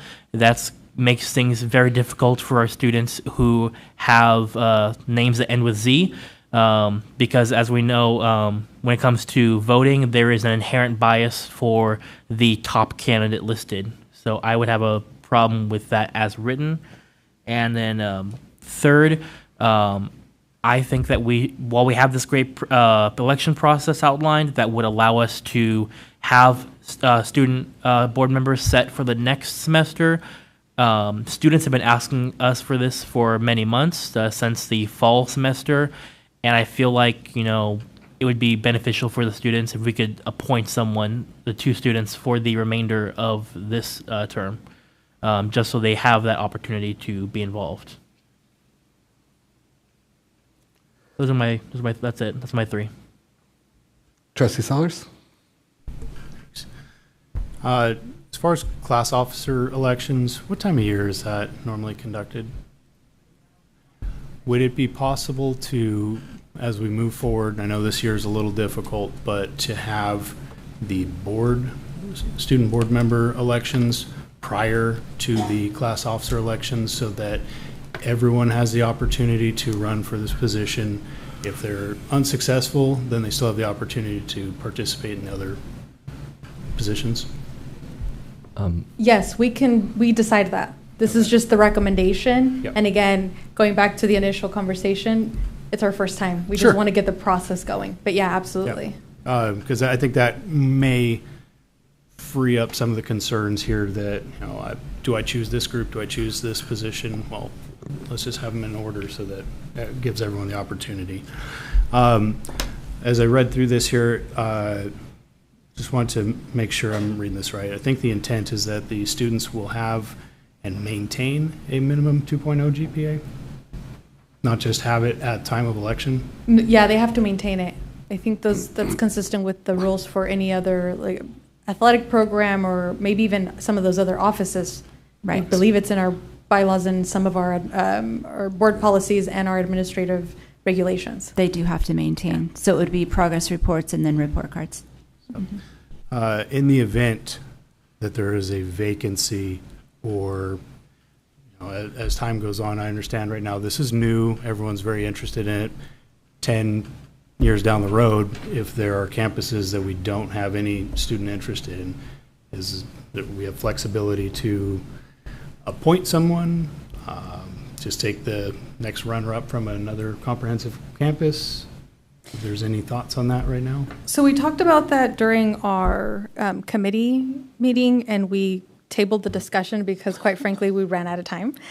We had a lot of board policies, and that was one of the recommendations, whether from administration, whether the board appoints someone. I think both Deep and I, our discussion, or President Singh's and I conversation was, we should eventually, and what I would like to see happen, is create a I suppose an advisory committee of students that all have either run or are interested, and the students are electing them, and then from that body have them be appointed. I don't think that we should be the ones appointing it unless it's a matter of an emergency situation. I really would prefer to delegate that to the students, but I am one vote, and we are 7 up here. So if you all, there's consensus that we want to develop a process in which the board is the one appointing, then we can develop that process. But as of now, this would just be to make sure that we get the information out to students and hold the elections, and we can revisit this for the next academic year. It's fair enough. I support that. So we have multiple proposals. We have, it seems, well, I guess we'll have to say it directly in terms of removing the signature language around roles and responsibility, inclusive of CSBA. We talked about their role in the subcommittees. Trustee Kerfan brought up elimination of FFA as an excluding criteria. He brought up the idea of randomization of names. He brought up the issue. He brought up of the remainder of this particular school year, and then Trustee Sellers brought up just emphasize the maintenance of a 2.0 GPA, as well as moving the timeline to before the class elections. I just wanted to sort of summarize, as I'll be waiting to hear from some motions.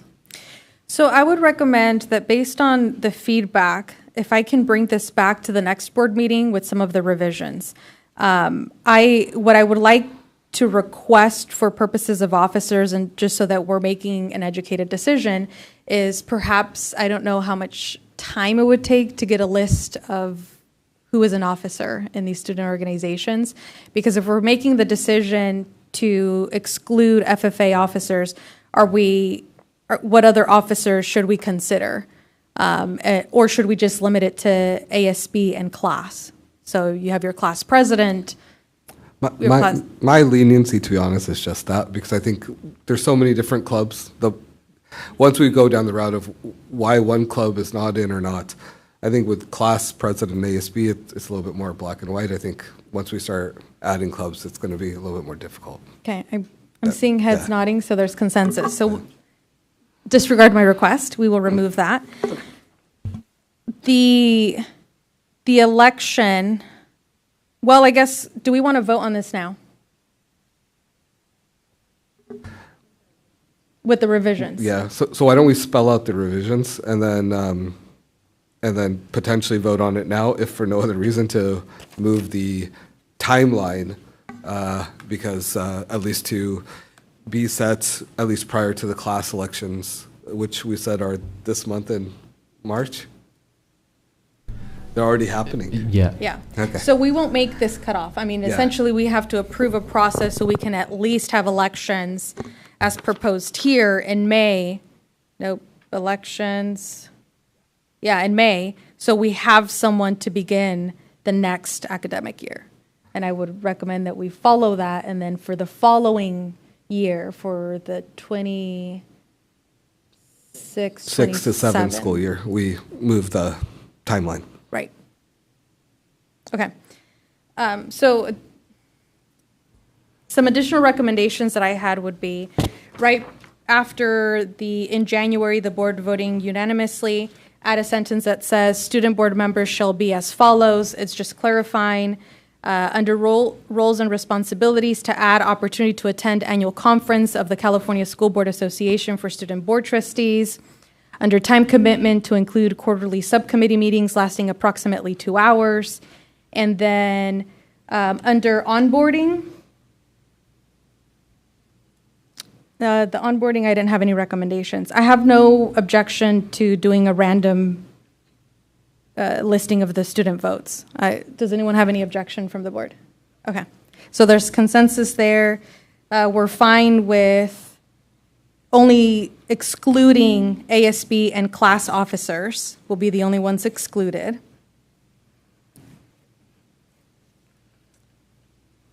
What was your third point? Trustee Creel, is there a way we can introduce language that would give us the flexibility to appoint student trustees for the remainder of this semester? So I don't think it would be appropriate to add it to this item or to this recommendation. I would recommend that we bring a separate item, and if you have a proposal. I'll work on that language and bring it to you at the next board meeting then. Board President? I'll follow up with you, Trustee Griffon. Thank you. Yes. Oh. Something I just thought of right now. If we are moving forward with having one semester terms, will the candidates have the choice of which semester they would like to serve? So we slightly discussed it. So in general, we kind of saw this as a year-long sort of council, although 2 would serve at any one time. And then potentially with the PIO or the assistant superintendent or superintendent, that particular conversation, should they be involved, for instance, in athletics during a particular semester. We did discuss it, and we saw that as the appropriate place for them to have that conversation.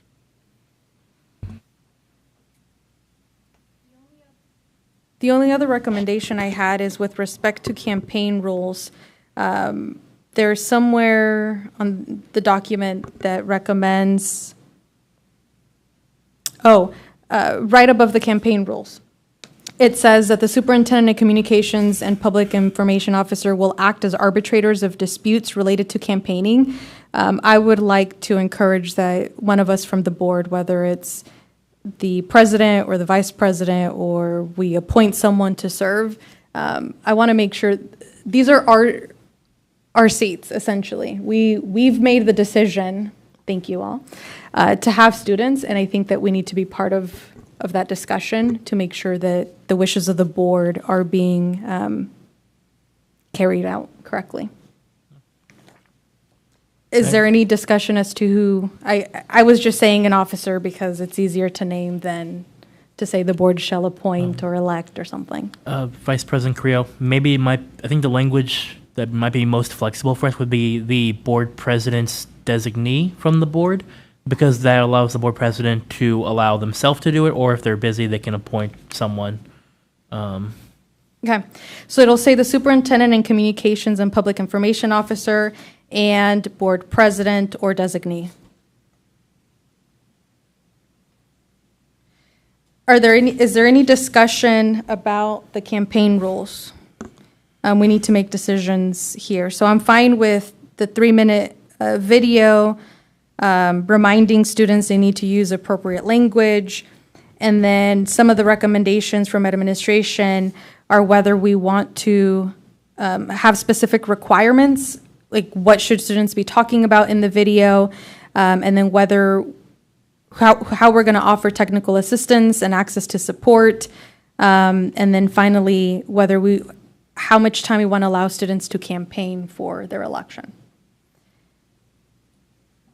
And potentially the randomization of the names upon the ballot. Right, we will add randomization, yeah.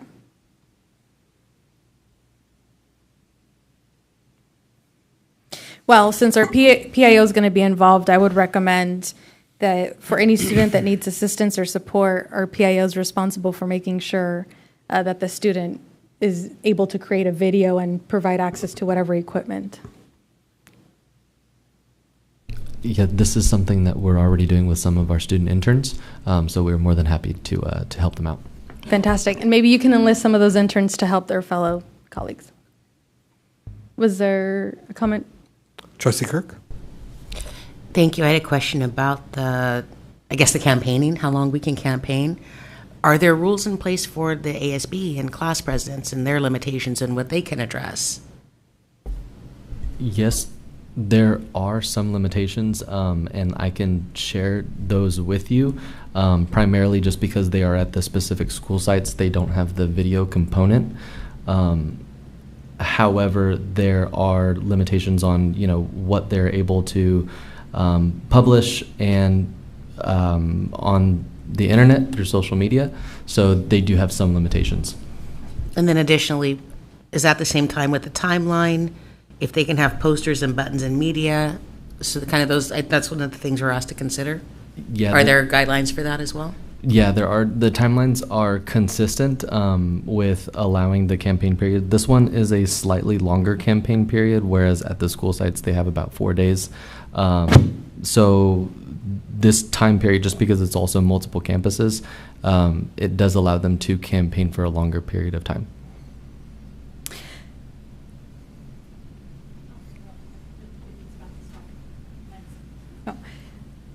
How do we feel about just limiting campaigning to the video?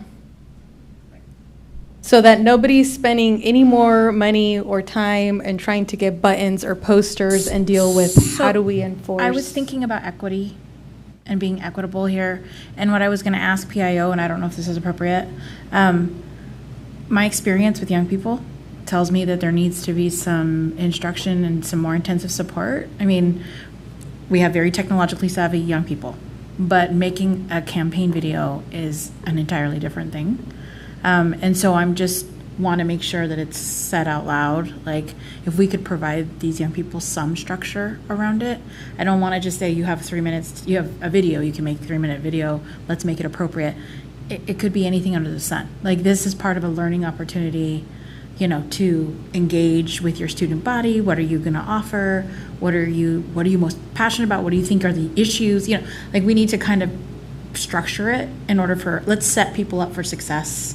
That's just my input there. And then I agree that if we could make anything that would require purchasing items, I think that's really going to cause burden on certain individuals, and it could potentially, for our young people who don't have the means or the resources available, they could feel as though they wouldn't have an opportunity. So it could discourage them from potentially wanting to campaign. So that would be kind of my thought process there. I like that. So what I would propose would be that we set the parameters. And so I will, if you all will allow me, endeavor to bring back as an action item criteria of what the video should include. And if you have any feedback from our PIO, please send that to me and I'll bring that back for board approval. That way we can at least adopt or approve this flyer, and administration can begin, our PIO can begin working on what that advertisement and information for our students looks like. So removing the italicized language to say that the video shall be in compliance with the criteria established by the board, and then allowing the campaigning for 2 weeks since it is across the various campuses. Any other changes? Question, will the video be self-recorded or helped through campus, through like, our leadership team or whatever?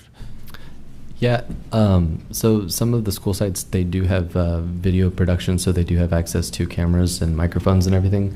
Our office, the Olegario and myself, we have been working with different school sites to work with students to get them acquainted with cameras and microphones and video production process. So there shouldn't be any barriers for any specific students.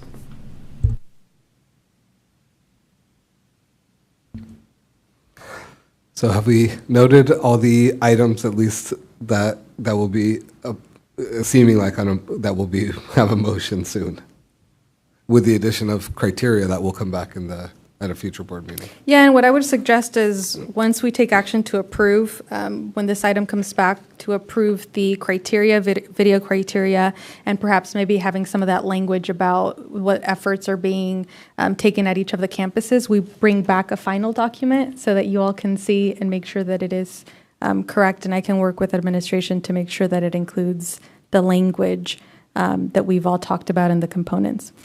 So with that, I will move to approve the student board member flyer and campaign information with the amendments made by the board.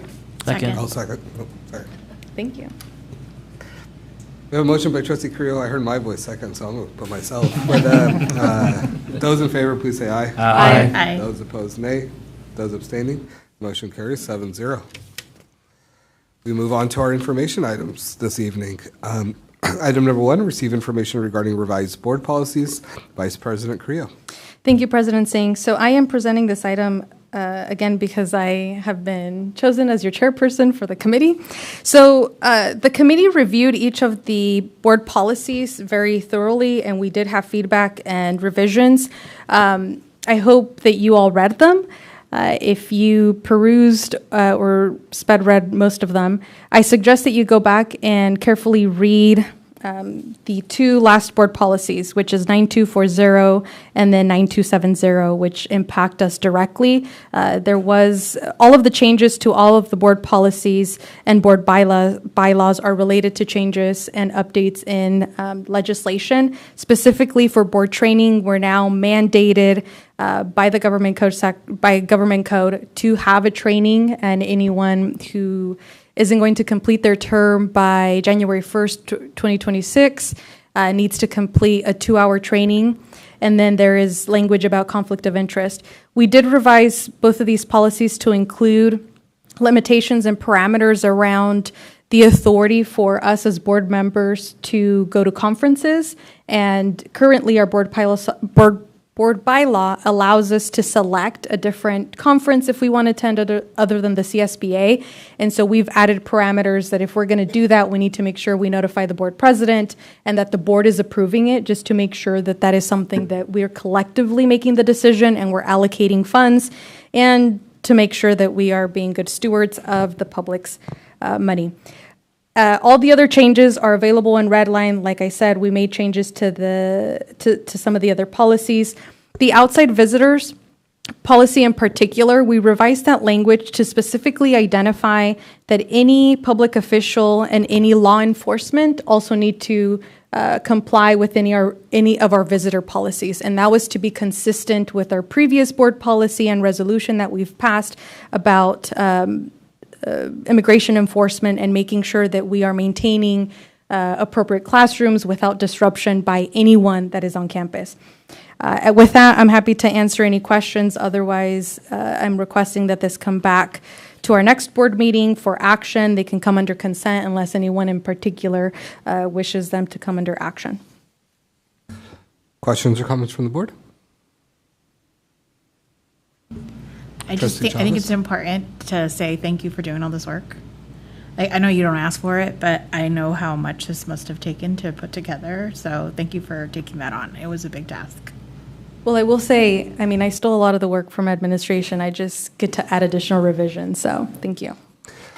And also, just because it's new, these are part of the subcommittees for the board bylaws. So these, for those wishing to serve on this particular one in the future, this is part of the mission and purview of it, is to review these prior, to make recommendations to the rest of the board to help expedite the process.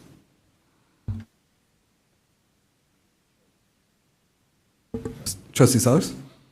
Under the visitors, speaking to Trustee Carrillo's comment there, would you guys consider amending that to say excluding emergency situations?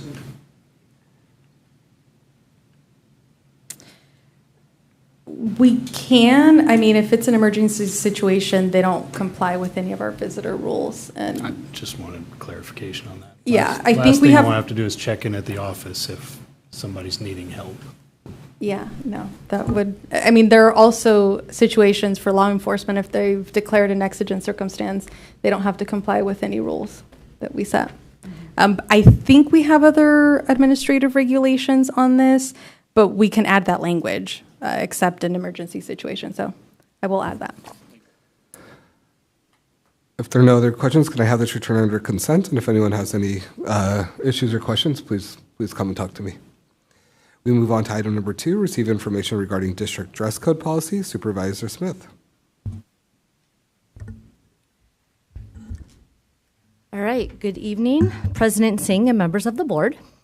Each March, the Board of Trustees review the district dress code outlined in Board Policy and Administrative Regulations 5132. Our annual input collection began in January, and site leadership met with student groups such as ASB, Student Council, leadership classes, and principal roundtables. Discussions were also held with site leadership teams. Additional feedback was collected from students, parents, and staff via Parent Square, emails, phone calls, or in person. Board meeting dates, when the dress code item would be presented for information and action, were also provided to the community. A summary of this year's feedback from students, staff, and community is summarized and attached. Please note the red numbers represent the number of suggestions made about each topic listed if multiple exist. The number at times represents the number of student staff groups making the suggestion. So for example, if a leadership class met and collectively recommended a certain item, that may count as one, but it may be representative of more voices.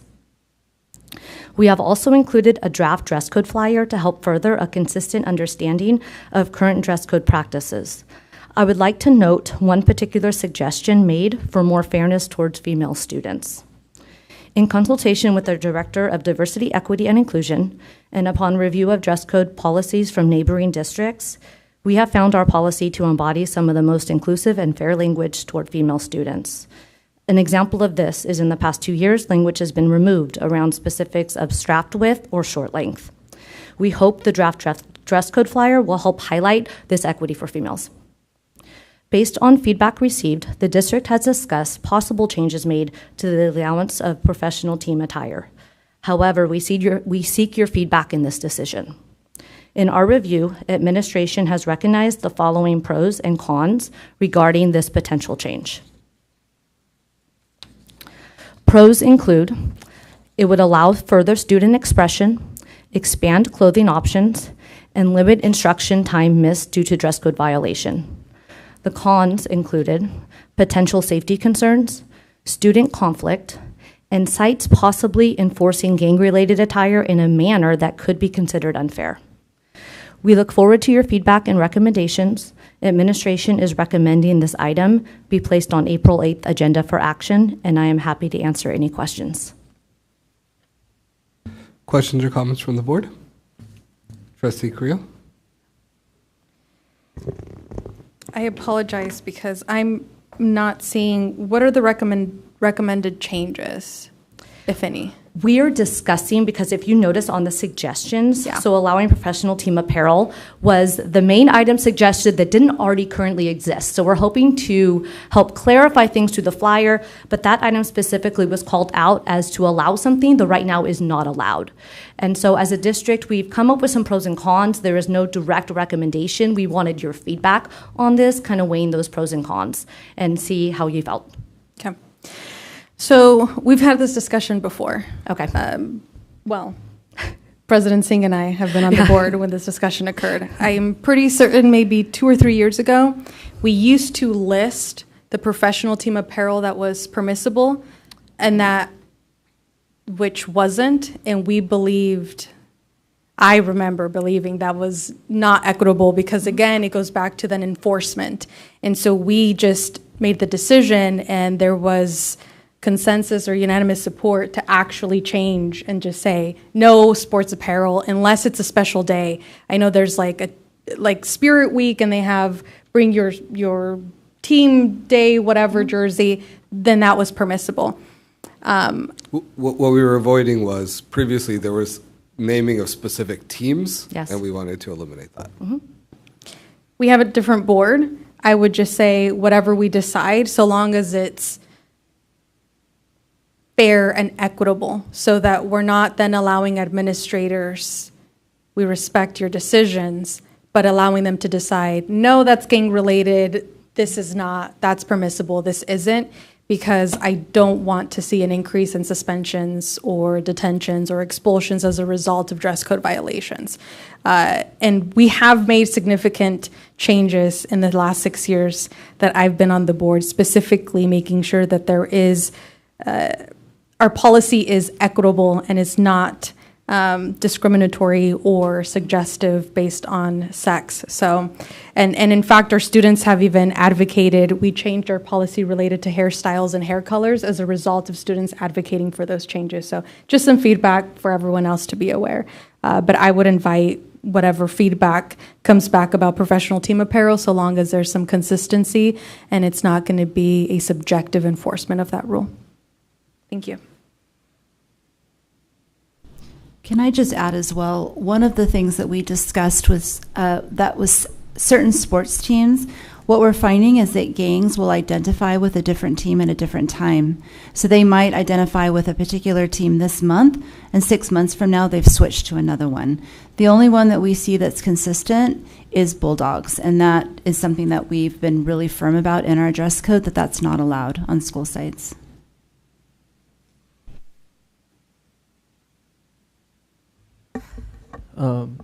Trustee Sidhu?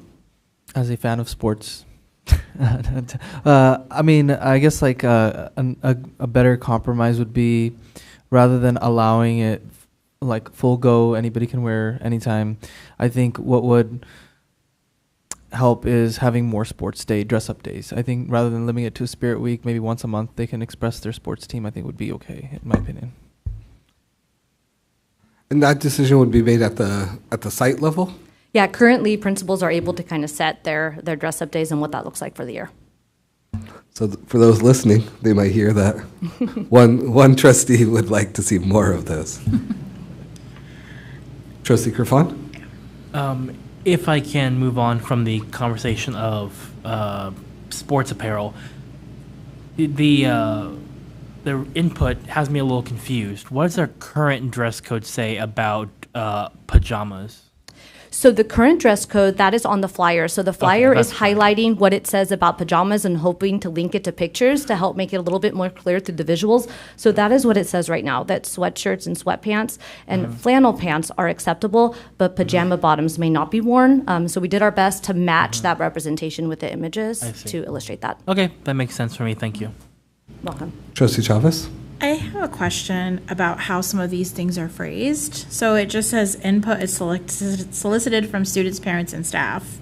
So were these kind of taken verbatim? Like, were these just the things you saw most often? Like, because I'm seeing here, like, spaghetti straps should be allowed, right? Like, there's a should in there. Crop tops shouldn't be allowed. And then, those were highlighted items. So was that the way that's phrased is very specific. So is that something you saw most frequently? Yeah, so the way it comes through is parents receive a Parent Square message that says, we open feedback, please reach out in these ways to provide feedback on the dress code. And so they may say things along those lines. And then also students are giving feedback, staff, when that feedback comes in, we're reviewing it and then collecting those of what that intention is. It might not be verbatim, but what it is that they are saying through that statement, and then putting it together with those numbers of this many of our responses indicated this. Okay. So like in the same, so like where it says like crop tops shouldn't be allowed, and then I see above it, it says crop tops should be allowed. Yes. So you were trying to fairly represent like both Exactly, sides. because some people are saying they should be, and some are saying they shouldn't be. be. And so I tried to connect it where it existed together within the dress code. Right. And I'm looking at the professional team apparel, if we're kind of going off of that. So for the team apparel, there was 13, but allow more professional sports team on dress-up days. So it doesn't look like there was anything around don't allow. It looks like it was just on increase the permissiveness for it. Like that was the feedback from the Well, and honestly, when the feedback was on allowing something that is already allowed, I think that's where we saw it as we need to communicate this more clearly, and that's where kind of the fire idea came from. But yes, there was not feedback received that said do not allow this, not in that clear way. I will say through conversations, and I think this is where the pros and the cons come in, that I think anytime you're looking at changes like that, there are concerns and cons that kind of come with it, and I think those are some of the things that we talked about. When it comes to professional sports teams, so, you know, I come from an alt-ed background, okay? So I've worked on court and community day school campuses. Dress codes are an issue, right? Like, obviously, we have to acknowledge there are certain colors, there are certain teams. These are things that are commonplace. In my experience, though, when we put more energy towards those things, they become more attractive to people in general. And it actually fuels a little bit more of, I don't want to say tension, but there's more, when you throw energy at something, it's just going to continue to grow. And so I just feel like us saying, you know, no professional sports teams, it's with the assumption that it's gang related. You know, like a lot of it is not gang related. These are just people who are fans who want to wear their, you know, particular team and represent their teams. So I have an issue with characterizing professional sports teams apparel as gang related in any way, because that's not actually accurate. I know they are kind of used in that way, but the majority of students aren't doing that.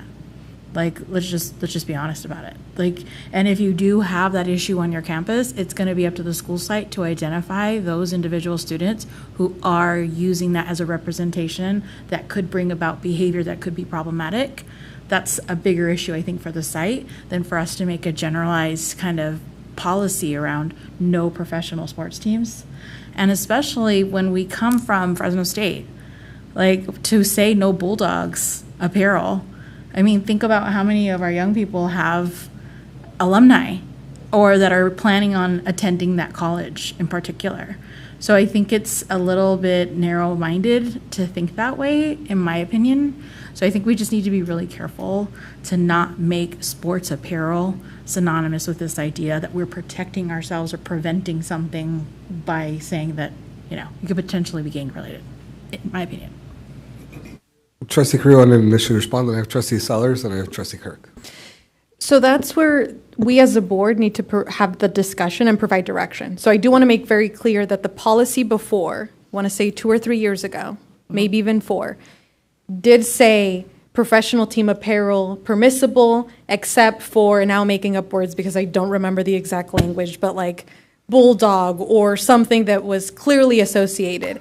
I will tell you, I did not like that language, and there was a majority support to just say no apparel because we didn't think it was equitable that then each school site is determining, well, this is associated with this gang this week or next week, and now you have a constant changing of what is permissible and what isn't, and what that was then interpreted, in my perspective, is students are getting disciplined. They're being detention, suspensions, whatever the case may be. I don't think I've ever seen one an expulsion for dress code violations, which would probably violate that code. But in any case, we've never seen that. But we know that there are detentions and are suspensions because we did get that number once. I keep looking at you, but you didn't present it. It was like 4 or 5 years ago.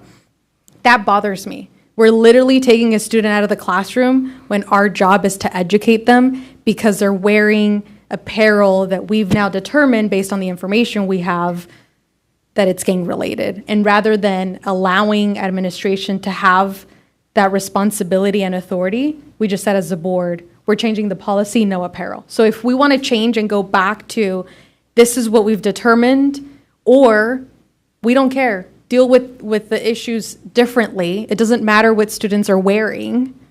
Handle it, the disciplinary aspect of it, the association with gangs, we know they exist.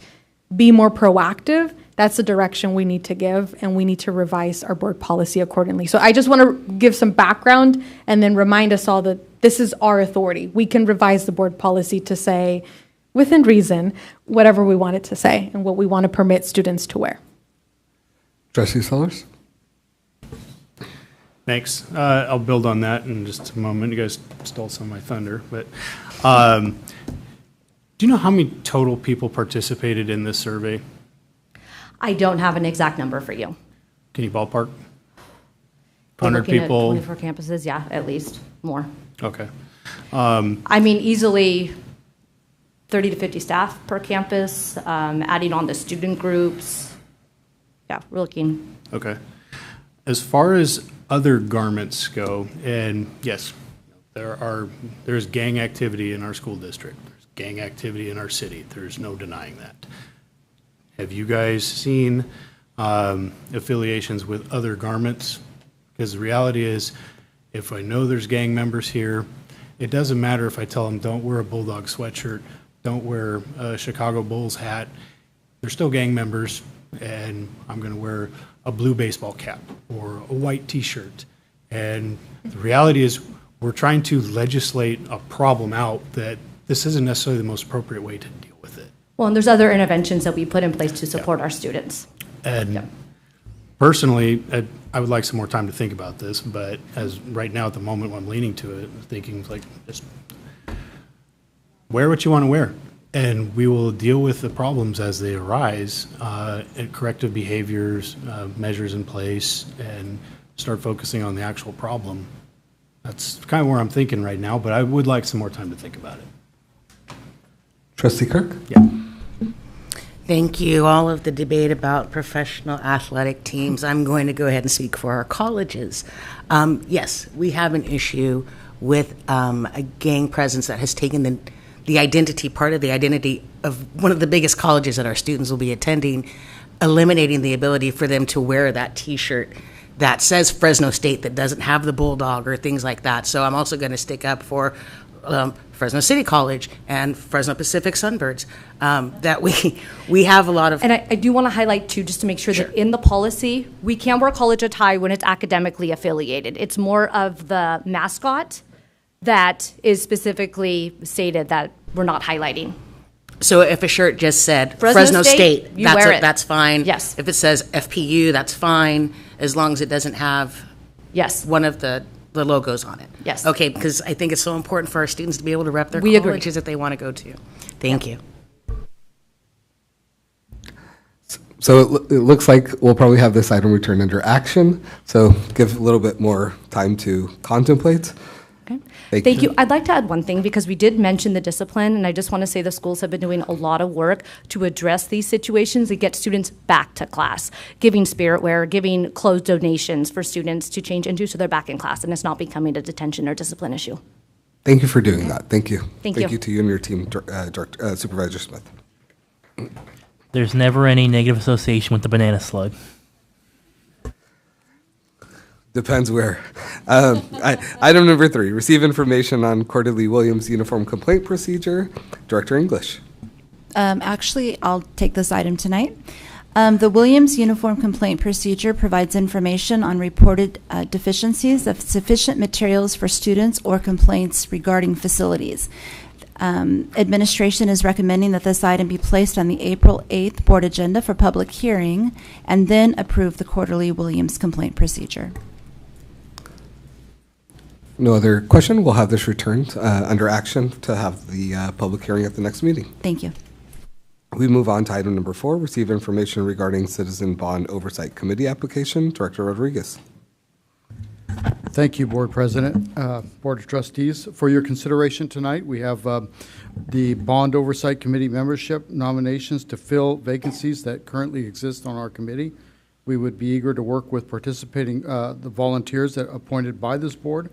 Administration has recommended that the board appoint the applicants to fill those vacancies, and I'll be happy to answer any questions you may have on this item. Questions or comments on this item? Then we will have this return under action at the next meeting. Thank you, Director Rodriguez. We move on to item number 5, receive information regarding change orders for bid packages SB 08 and SB 11 for Just One Thing Colorado Elementary School project. Director Rodriguez. Thank you again, Board President. For your information tonight is change orders for the multi-prime packages SB 8 and SB 11 and the attachments of the itemized summary for Jaswat Singh Cholera Elementary School project for your review. One thing I would like to mention on these change orders is that for SB 8, is that particular one is to have Comcast as a second option for our IT department for a potential internet service provider in the future. And SB 11, that was also a district request that additional cleaning of the entrance and street at the request of nearby neighbors. And I'll be happy to answer any questions that you may have, and staff recommends reviewed as and recommends that this item return to the board on April 8th. Thank you. Questions or comments on this item? Trustee Sellers. Thanks. I just wanted to confirm what you said. The conduit for Comcast and GFI outlets at ball fields, that will be providing the school campus with internet opportunities? Correct. So what we did was we put power behind the ball fields because there wasn't any power there, and we figured that they would want, you know, the students would want and the staff would want power back there to, you know, announce games. So while they're there, they'll have a trench going all the way back to the main building, and we would drop in the conduit for the Comcast to have that as a second option. Okay. Comcast is already there in the area that we would just be tying into? Yes. Okay. It would just be coiled up and placed there, and so that would give us our IT department flexibility on internet service providers. Okay, thanks. You're welcome. Trustee Correa. Thank you, President Singh. So adding Comcast, that's just the add-on. The actual change that triggered this change order is the GFI outlets to the ball fields. No, that one's also a district request to enhance our facilities. Okay. So what can we do moving forward? Because it seems like something that the architects should have, or actually it should have been in the plans. Somebody would have had the thought to say, we probably want power behind those fields for lights, for scoreboards, whatever else activities. So if moving forward, because our district continues to grow and we're probably going to have to build a few more schools, once some of us are no longer on this board, perhaps we have some procedures in place to think about these additional ideas, or people on the board will think about this as we're designing a school so that we can save some money or know what, be more accurate on the real cost up front when we go out to bid for some of these projects. So that's a very good question. What myself and my construction manager that's hired by that's with the district, we've also always talked about creating standards, right? So once we create those standards, then it would be easier for us to hand to whoever the design firm is here's our standards. We currently don't have any of those. Okay. So when you have some free time, maybe you can create this. Thank you. If no objection, we'll have this return under. Oh, sorry, Trustee Sellers. Sorry. Sorry. Can you provide clarification on what hardware group revisions, what that change order is? Yeah, so that particular one is the hardware for the security enhancement that was for the elementary school. So what we did, let me double check.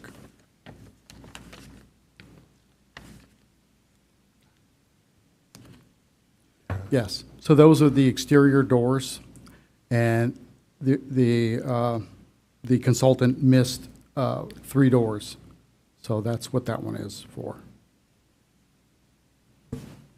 When you say missed, they Yeah. don't exist at all, or they're the wrong type? or He what? missed them. You know, what we did was all of the exterior doors were all controlled by, for security. Okay. And he missed the 3 exterior doors. And so this is to put that back into the contract. Okay. Does that make sense? It's good enough for me. Okay. Thanks. If no other objection or question, we'll have this return under consent. Thank you, Director Rodriguez. Next item, receive information regarding furniture proposal for Rio Vista Middle School. Director Rodriguez. Thank you again.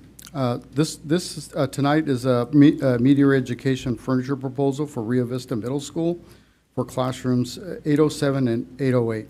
So classrooms 807 and 808 is one classroom. What that classroom, it has a dividing wall that separates that portable.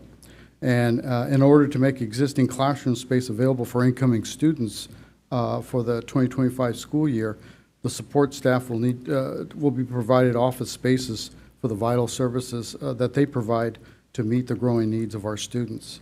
The furniture will help create, a positive learning experience for our students. So that will free up about roughly 2 to 3 portables for our teaching staff. Trustee Sellers? Do you know which support staff will be utilizing the new office space? That'll be up to the principal. She has a plan in place. Okay. So she kind of reminded me, but I didn't jot it down when she was telling me who she was moving there. And per the design here, these are cubicle spaces. These are not floor-to-ceiling separations? Correct. Okay. And that's because of fire, and appurtenances like that, so we can't go all the way to the ceiling. Okay. I know you probably don't have the answer at the moment, but could we get some more information on what services will be using those? That if it's a confidential, some sort meeting one-on-one with a student, that it's not open if Sure. there's any issues with that? Sure, I can provide that information to you. Thank you. Dr. Boatwright? Yes, I can actually provide that. Thank you to Area Administrator Mark Fowler, who supervises Rio Vista. Prodigy, social emotional services, all for youth, those types of supports and services will be in those spaces. So then that probably is a concern of what Trustee Sellers is bringing up. So can we get that confirmed before we move forward with this and actually have a vote next week? Yes, we will. Thanks. Yeah, if we can get that confirmed, and then if we can also then potentially start devising a contingency plan, because if that is the expected usage, then those students absolutely need privacy. So if that's the case, then we would do away with this proposal and come back with, to construct, and, okay, so, understood. Can we provide some information in the Friday report? Would that be okay? Yeah, that'd be Okay, fine. I believe we do have a contingency plan, so let me follow up, and then I'll bring back information. Would that be okay? Yeah. Okay. Trustee Chavez? Can I also ask in that Friday report, can we find out exactly how many of those staff members are actually going to be providing those kind of supportive services? Because there's a big difference between a student who's coming in and asking for resources than a student who's coming in crisis who's going to have to be speaking confidentially for HIPAA reasons and for protection. So if we can have an understanding of specifically who those staff members are and how many, maybe you don't have to scrap the entire proposal because some of those things don't have to be confidential. But if we could just get some sort of sense of how many confidential spaces are needed, and then something that I've seen that can work in those situations, because believe me, I've operated out of a portable before. It's not ideal, but if that's a necessity, if you can at least have one space that could be constructed inside the portable with a door. So at least it could be like a rotating type situation so that way if they're operating in a cubicle space and students are walking in, if they have to go into a confidential space, they have that option. So there's a way that it could potentially work. It just couldn't be open air for those type of like confidential conversations. Do you see what I mean? Not all the conversations are going to be confidential. So not necessary for everybody to have an office, but you do need to provide them some confidential space. So if we could get in a sense of what we need to accommodate, then maybe that could help inform your contingency plan and how you go forward. Just an idea. So we'll expect to hear more on the Friday report, and we'll have this returned under action just so that we can, Trustee Carrillo. Can you clarify, so we are converting an existing portable that's being used as a classroom for offices, or are we using existing classroom for office space that we're now moving to this portable? Because you said we're freeing up portables, and I hope that means we won't be using them, but I don't think that's what that means. So the portables that are, the portable that I'm listing here is currently being used right now for office space. So you have one individual here on one side of the wall, one individual here on the other side of the wall, and they see students. That's currently what they're utilizing that particular space for. So we're trying to free up the other spaces that the others are occupying, and that's why we're moving them. So what is that other space that they are occupying? Like classrooms? Physical buildings? Actual portable classrooms. Okay. I guess I'm confused. So, yeah, do you want to come to the podium so you can use, or a mic, wherever there's a mic? Good evening. Just some clarity around it. We are seeing increased enrollment at Rio Vista due to the boundary change. So in the back of that campus, there's, I'm going to get the number wrong, 4 to 6 portables. One of the portables is used by a county program. What we are trying to do is, and they were some of them single-use portables where we'd only have a period or two during the day. So what we're trying to do is consolidate the use of those 1 to 2 periods, whether that was intervention or a resource, down to one portable that frees up the other 4 to 5 for the increased enrollment for students, for teachers to have classes in those portables. Okay. So to use those additional 5 portables as classrooms? Correct. Got it. For Okay. students, yep. I knew I was getting a little too excited about them. Okay, thank you.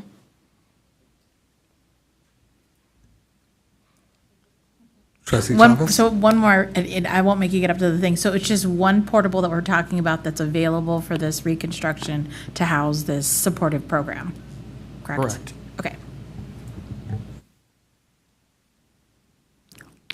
So we'll ask for more information on the Friday report, and we'll have this returned under action so that we could just understand all the different processes.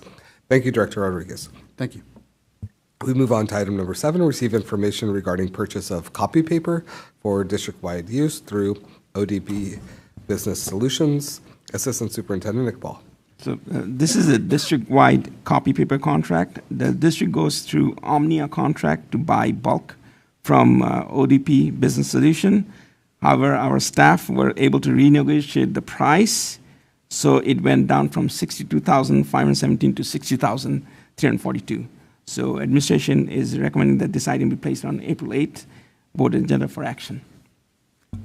We appreciate the negotiation. If there's no other question on this item, we'll have a return under consent. Thank you.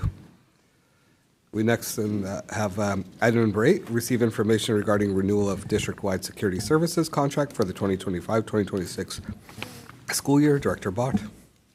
Good evening, Board President Singh and board members. The district-wide security services contract was awarded through RFP number 2223-580029, which was approved by the board on June 14, 2022. The contract allowed for annual renewals for up to 5 years. CIS was the lowest responsible bidder at the time of the initial award and has continued to provide security services in accordance with all contract requirements. The estimated cost for 2025-2026 school year is $200,000, reflecting an increase of approximately 1% and will be paid out of the general fund. Administration is recommending this item be placed on the April 8th, 2025 board agenda for action after I answer any questions the board may have. Questions or comments from the board? We'll have this return under consent. Thank you. We move on to item number 9, receive information regarding gym floor refinishing project at Central East High School. Director Bott. Good evening again, board members. The gym floor at Central East High School has not been refinished in the last 15 years, exceeding the recommended refinishing cycle of 12 to 15 years. Regular refinishing is required for maintaining safety, performance, and longevity. Additionally, this project will incorporate the school's mascot change as part of the refinishing process. Refinishing process includes sanding down the gym floor, removing all existing floor wax and paint, repairing any damaged wood, resealing the floor, and repainting all lines and logos. Kaya has submitted a proposal to complete this work under their CMAS, California Multiple Award Schedule, contract number 4-20-78-0089C. Total cost of the refinishing and repairs will be $122,700.75 and will be funded through the general fund. Administration is recommending this item be placed on the April 8th, 2025 board agenda for action after I answer any questions the board may have. Questions or comments on the board for this item? Trustee Kirk. Thank you, sir. When is this work scheduled to begin?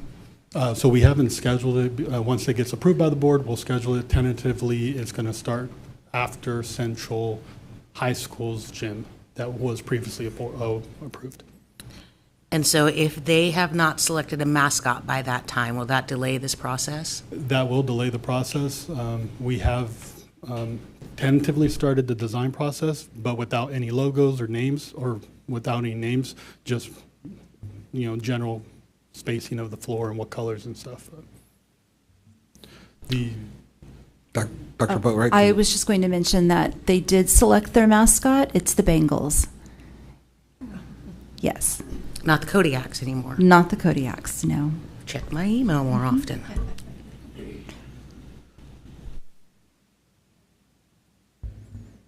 Trustee Creel.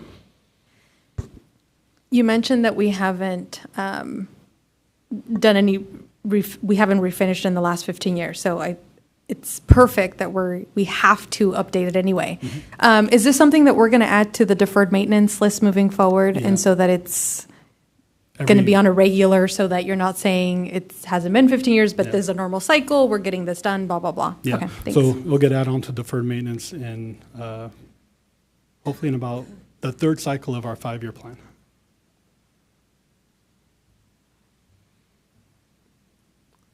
No other questions? We'll have this return under consent. Thank you. Thank you. Dr. Boatwright, anything with regards to advanced planning? No, nothing to report. Just a reminder as we move to additional information, we have our Central Foundation, our Foundation for Central Schools is hosting their annual scholarship awards on April 3rd at 5:30 p.m. So we hope to have community members and, of course, trustees join there. Any other additional information, closing comments? Trustee Carrillo? On that point, we all received an email asking whether we are going to attend. So if you haven't responded, please make sure. I think the RSVP is this week. I may be misremembering, but I miss emails sometimes. So just as a reminder, if you plan to attend, please respond so that they have a seat for you. And as a reminder, our next regular board meeting will be held here on Tuesday, April 8th, 2025 2025 at 6 p.m. for closed session and 7 p.m. for a public session here at the Central Unified School District office, room 13. And with that, we will be adjourning to closed session. Thank you.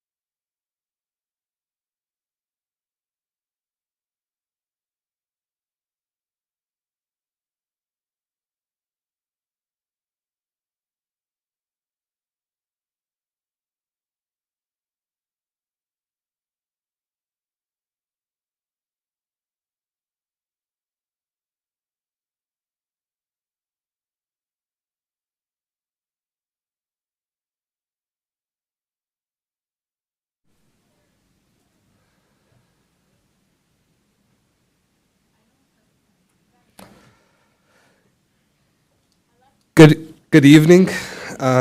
Returning to report on a few other closed session items. On item E6, we had the board took action by unanimous vote to deny claim RMA 002288. Motion was made by Trustee Carrillo and a second by Trustee Sellers. Motion passed 7-0. On closed session item E7, public employee appointment. During closed session, the governing board took action to appoint Dr. Emer O'Brien as the interim superintendent effective on March 26, 2025.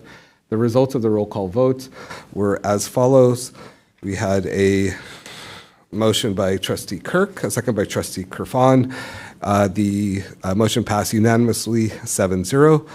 And the board directed that an interim superintendent employment agreement to be brought back to the board for ratification in open session at the next regular board meeting and in accordance with Government Code Section 53262. And with that, I will take a motion to adjourn. So moved. Or second. I heard, who did I hear? I heard Trustee Kerfan second. Who said it first? I. Thank you. Trustee Carrillo. All in favor, please say aye. Aye. Those opposed, nay. Those abstaining, motion carries 7-0 at 10:09 p.m. Thank you, everyone. Have a wonderful evening. Thank you.